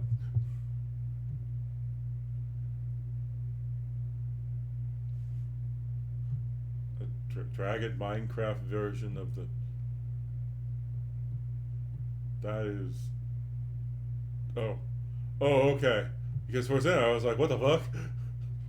Of time to do while you're suspended 20 moms in the air dropping in like a scantily clad human airstrike who's got a Yes, date sorry with about Nidhogg that. at 5 and a party at the quicksand at 6. Yes, the Matanga in the room. Dragoon has several damage-dealing jumps necessary to unlocking special attacks in their rotation I that thought that was like, oh, I see those viewers. And I was like, what? lock you into an animation, which means you're stuck and unable to move out of your location while the boss is just about ready to piss all over the floor right before you land. So be wary when using your jumps, lest you fling yourself right into a danger puddle and perpetuate the tired singular joke the 14 Yeah, no, it community makes has for the sense now. class. On the bright But side, though, for you a second do I get was the just like, objectively best what job the mentor hell? in the form of Ninja is great for people who enjoy American football, because for every 10 seconds of excitement, there's a minute of fuck all. Your rotation is all about fitting every goddamn cooldown you can into a small window of time where you make the enemy take more damage, and on top of that, you also have the ability to live out every weeb's dream and do a bunch of hand Yeah. gestures to cast magic attacks, and also drop down into a low Indeed. position and run with your arms flopping behind. Well, you never know. There could be somebody with that name. It's just like. No, I mean, that's also why I was like, what the hell? There's someone with that name? To be fair, there are people who, like on YouTube, who have made names before YouTube had such, like, stricter morals. So there are people with, like, inappropriate language in their name. There's a content creator whose name used to be Sexual Lobster, but he changed it to try to appeal to more people as Greasy Tails. And but he tried changing it back, but it's like, I'm sorry, that name's not appropriate. And then he's just like, oh. Oh my. Yeah. I would. I mean, maybe it's taken, maybe it's not, I don't know. Oh my.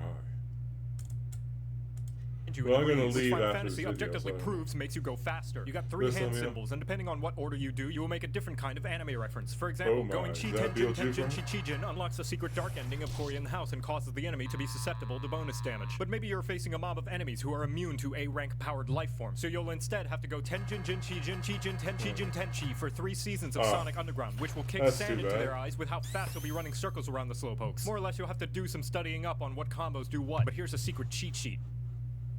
Only the final mudra in the sequence matters.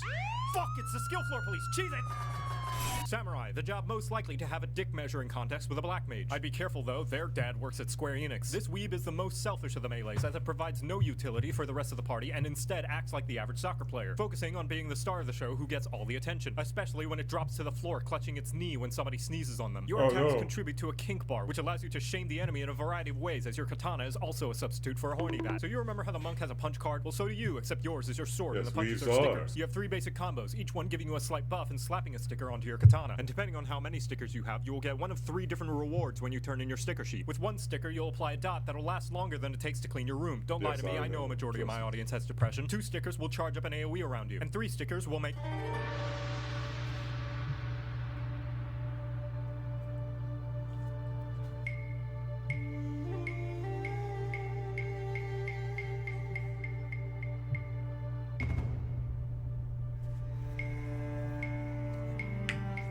Weed power.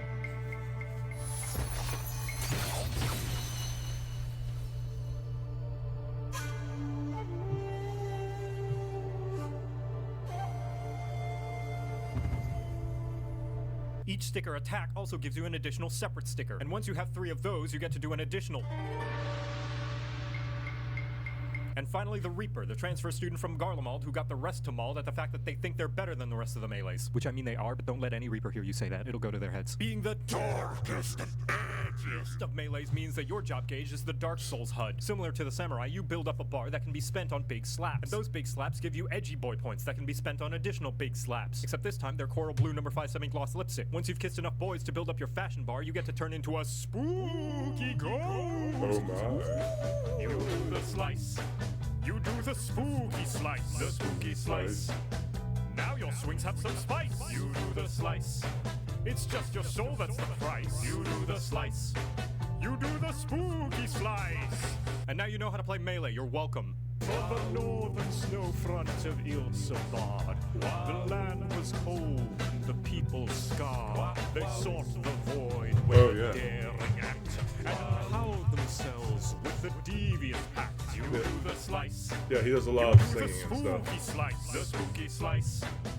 Now your swings have some spice. You do the slice. It's just your soul that's the price. You do the slice. You do the spooky slice. Quick announcement, I'm... Also, no. Never mind. I guess I'll just play the last 2. There's not that much time, and if I manage to actually let it play mostly, then we might be able to finish all of them. Oh my! Well, yes, he's very musically talented. But yeah. partnering with Gamer Subs. If you want to try out some tasty Alright. energy drink flavors, you can get some free samples, and they even ship worldwide. If you like it and want more, use the code JOCAT for 10% off. Turn around. Every Yes. now and then I get a little bit tired of Hey, being counted on to code- do complex the tasks vi- that involve more Hey, than how it are takes you? to eat a bowl of mushy cereal. In fact, I don't even feel motivated Welcome to hear to what the my stream. allies need of me. I'm just gonna sit all the way over here, enjoying my lucky charms. How are you? Alone. And if things go wrong, I'll have to rely on the ever-reliable American method. I already see absolutely no negative consequences. Welcome to a crap guide to Final Fantasy. Oh yeah.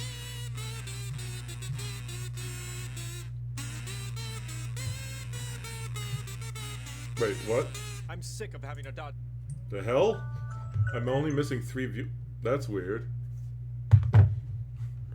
Well, you know, I stream at very strange hours, and from what I remember, I think a number of my followers are either Australian, European, or like, you know, well, people in other countries outside of my time zone. Because I stream too early for Americans, and then I usually stream, like, you know, at weird hours. But sometimes, well, I don't know. If I streamed less often and actually told people ahead of time when I was streaming, maybe I would like. Oh, and also thanks for the follow code, Divinity. Sure, but I don't know if I'd be able to react to it, today. I have work, and I probably have barely enough time to finish these last 2, but yeah. Yeah. Alright, let's see.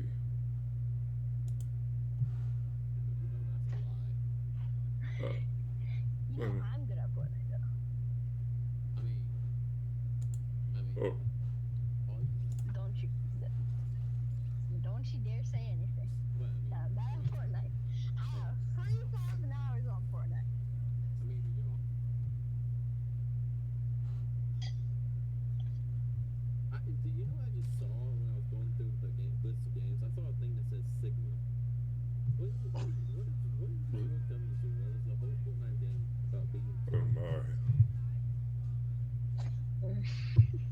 figure. Just sing when you're in the battle bus.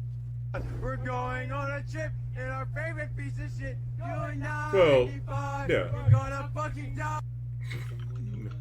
It was at this moment he knew. He Well, fucked up. Coming to you, don't worry. I mean, it's fine. I mean, as long as it's not like suddenly like, oh, racist statements. Or, you know, just like, oh, look, it's child. It's something that'll make you look like a PDF file. Oh my.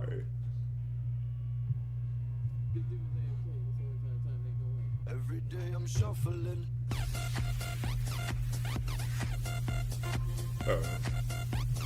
But yeah, I don't mind.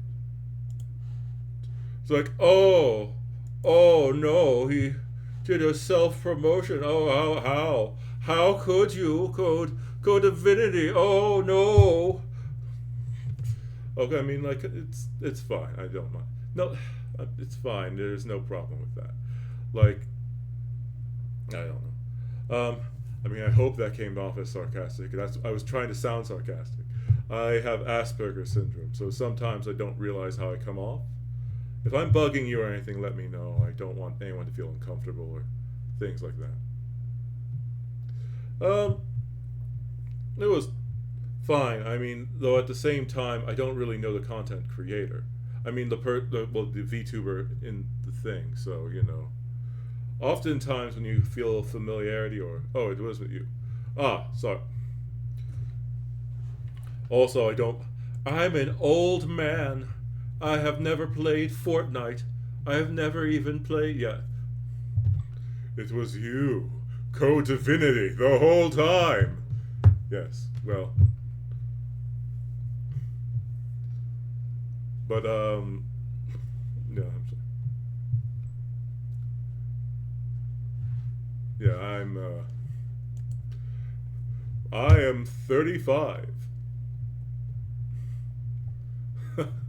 Well, Yugi boy. Sorry about that. Yeah. That's. I have like 50. I have like over 50 followers, but most of them are from when I streamed a few years ago. I ended up stopping because of being tired due to the holiday season. You see, working at a bakery means that you have a intense increase of work in your workload when it approaches the fall and winter. Oh, yes. The power of friends! Like, I heart the cards. The heart of the cards, yes.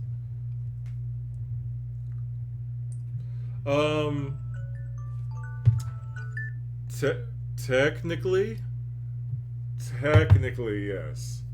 But it's not like I did it that often, and I did a pretty poor job. And then I was inactive for several years because I basically got sad. And you know, when you're sort of depressed on stream, that doesn't exactly, when you're depressed and tired, that doesn't make you super interesting. Just like okay,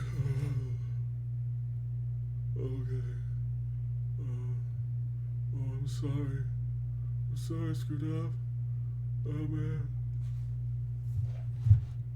And then some people start thinking that you're trying to like get sympathy, like, oh, I'm so sad and so bad. Oh man, if only somebody were to validate me. Oh yes, oh please. Please subscribe out of pity. Peter? Huh? Wait.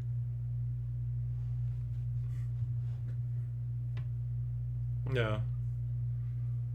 Though these days a lot of people are depressed, it's not exactly hard to understand why.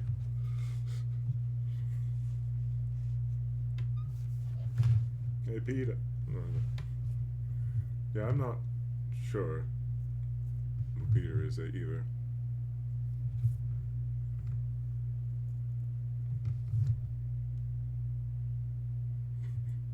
Oh no. So am I Peter Griffin and are you Joe from Family Guy? Oh yes. Yeah, but Joe, the character you're playing as, his legs work. Come on, Joe.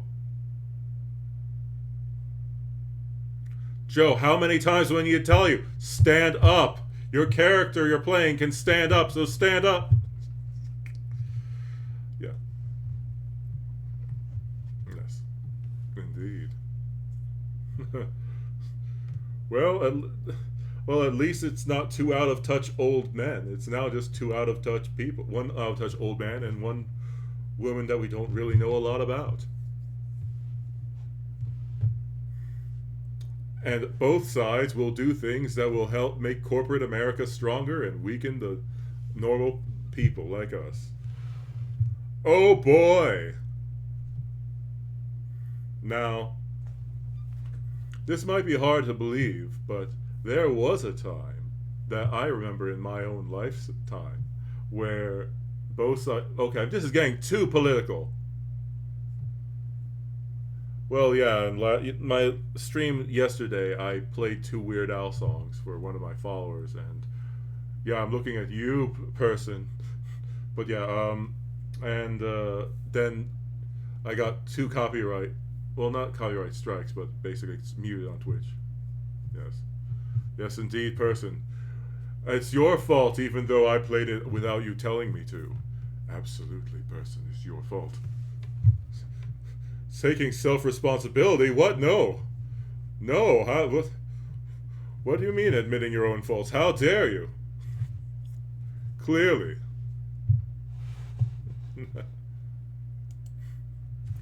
How dareth thine indeed? I was trying to say that differently, and I failed. I have done a poor job. How would it be the Old English way of saying myself? Or shall I use the royal we? As in by we referring to me and all of my 59 subscribers, which I'm pretty sure that 50 of those subscribers are people who don't really come by. Oh well, that's not entirely fair, but you know. I know at least 20 of my subscribers, or like slightly over 20 of them, were people who used to be, who followed me in the past when I did it, and I just think they just didn't, you know, unsubscribe. Also, a lot of people who are, God, one of my followers, it was in Ukraine. Like, when was it? When I last stopped streaming, like before my hiatus years ago, like. Oh. It was like before the Ukraine, what's going on in Ukraine, and one of my followers lived in Ukraine and had to move. I'm sorry, I'm used to, you see, I'm about to go to, I have to go to work soon. Now, it doesn't take long, alright, I'll try out this one. What is world.com? Let's see. Now, Corolla, why did your team lose? Now, hold on a second. And by the way... Interrupt this program for Obama to say something. Oh my my. fellow Americans, I'd like to announce that I'm running for President of America. As a black man this time. I did some time in jail. I did some crime with Michelle. We stole some fried watermelon. Yippee-ki-yay. I'm known to smack up a bitch. I got Kool-Aid in the fridge. I never met my kids. Their real dad is Kanye. Guns, yeah, I sold them. Hoes, tricks, yeah, I told them. Blood splits, yeah, I rolled them. Chronic, not the homegrown baby. Hey, I just met you. So please don't tase me. My name's Obama. Was born in Haiti. I still get food stamps. I'm just lazy. I'm still on welfare. So fuck you, baby. They might arrest you, but you could blame me. They'll roll me over, incarcerate me. If I get unemployed, shit don't faze me. My name's Obama. I roll with Jay-Z. Jeezer? Are you young Jeezer? How'd you get in the White House? I smoke a lot of Newports. I sit a lot on the porch. I stole 2012 Porsche from my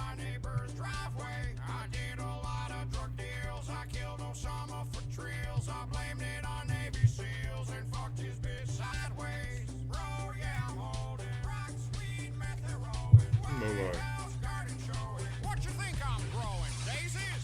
Hey, I'll just make you. No, it's okay, see. My name's Obama. I'm half Kuwaiti. It's hard to look white. Robbie Macy's. Give me the FUBU. Don't try to blame me. Hey, I'll just make you. No, please don't mace me. My name's Obama. I dance like Swayze. If you live in Detroit, you gotta thank me. My name's Obama. I'm Pakistani. Before I came in the White House, I used to smoke crack. I used to soul crack.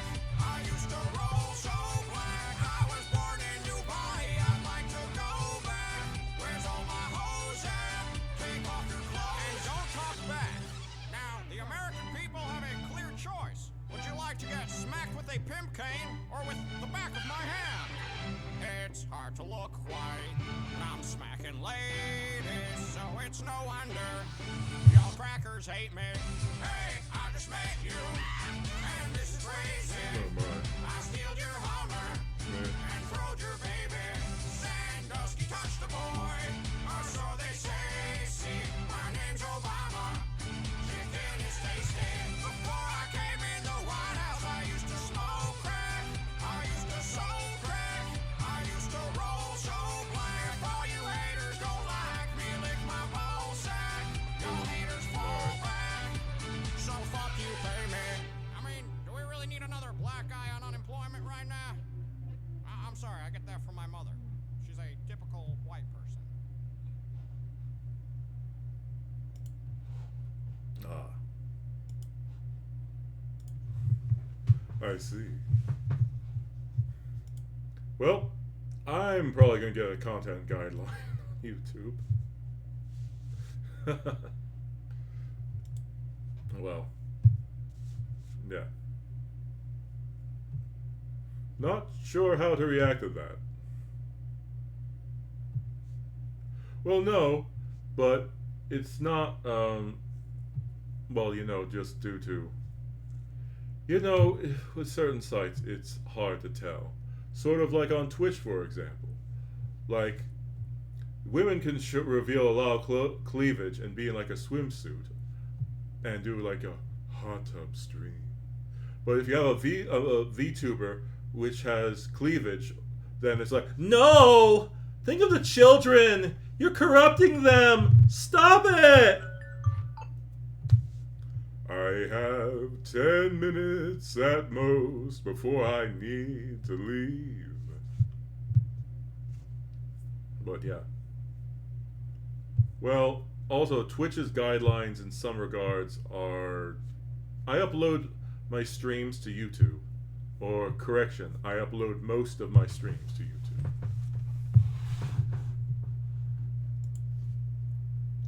Yeah, but it's sort of, it's a problem due to the fact that people haven't really thought of the consequences of giving kids full access to the internet.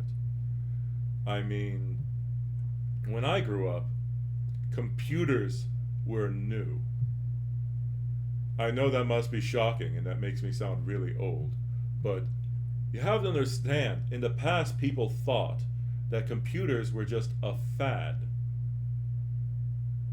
Like, oh, you know, it's just like a thing of technology. They're just gonna get over it and do something else. And then, you know.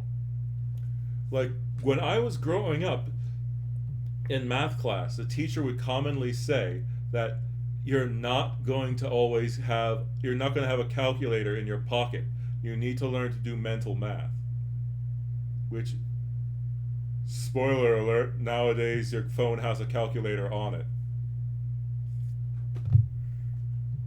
But also just, you know.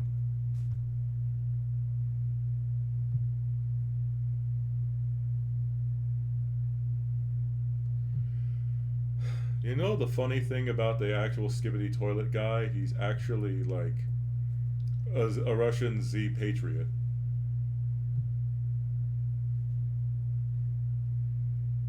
Like, I mean, as in he's pro, like, the invasion of Ukraine and is all in on the Russian propaganda.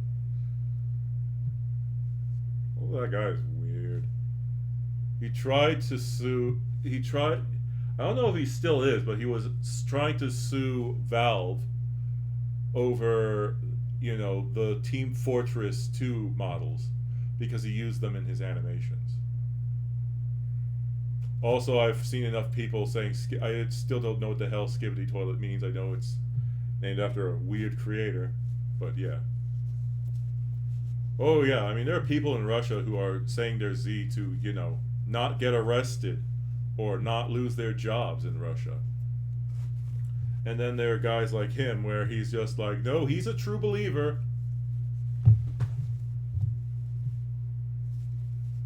Oh. My work pants are weird. There's like a slight opening in the side. Oh, sorry about that. Messing with the work pants I've got on, since I'm going to immediately leave after the time. But yeah. I have to, as I said, I have to apologize. Code Divinity, I have ADHD and Asperger's, which means I'm highly impulsive and don't always realize if I'm coming off as a jerk. So, if I'm saying anything weird or strange, just let me know, because I can't always tell. I mean, you can't always tell with the ADHD part because I'm so tired from work that, like, you know, it's hard to tell. But when I'm well rested, it's hard to hide the fact I have ADHD. But yeah, I'm also tired because my father had to go to like Home Depot and I had to help him lift a sink. So, you know, and that was like right before work. Or it's actually the day before work. But yeah, you know. I normally, what type of stuff do you do, Code Divinity, on your streams?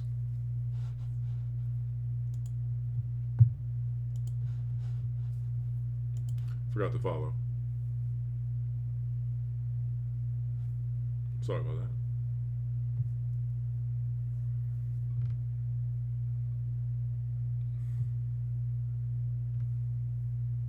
Also, sometimes on my stream it doesn't show if you respond. Person's responded to me a number of times, and I've been like, Person, why aren't you saying anything?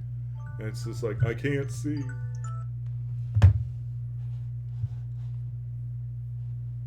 Either way, the game I've been currently playing is Subnautica. And, or Subnautica Below Zero, rather.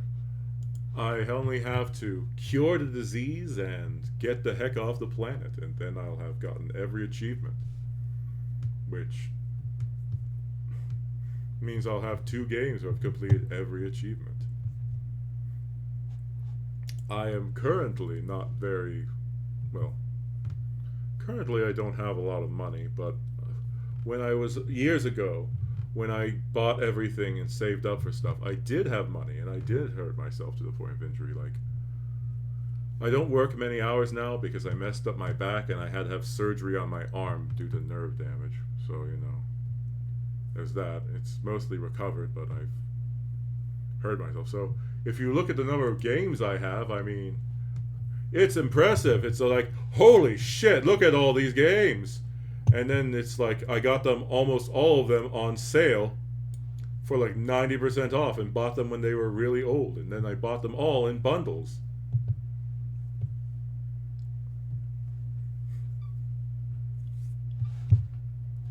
Like, yeah, I mean, if you look at, and also there are a bunch of free games in here too. So, you know, it sort of looks like, oh my god, look at all the games he has. It's just like, yeah, but he doesn't have much. Oh, did Code Divinity leave? Oh well. It was nice for him to stop by.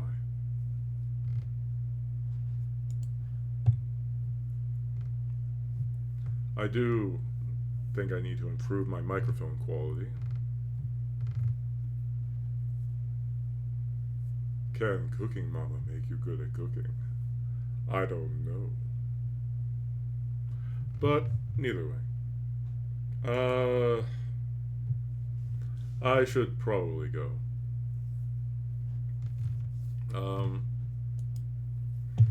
Anyways, thanks to everyone who came by. Thank you, Veni Vista. Thank you, Person. Thank you, Code Divinity. Oh, no, wrong. Meant to. Ah, yes, professionalism. Professionalism indeed. I am clearly somebody who knows what they're doing, yes. Apparently, I'm almost able to become a Twitch partner, too. Oh my, that's impressive. Oh, yes. However, if I need to get an average of 3 viewers per stream, then I'm in trouble because my morning streams only usually have 1 or 2 people. And usually it's just like low energy nonsense. But yes. Thanks again, and I'll see everyone later. Bye-bye. Have a great day, everyone. Or morning, evening, whatever. Bye.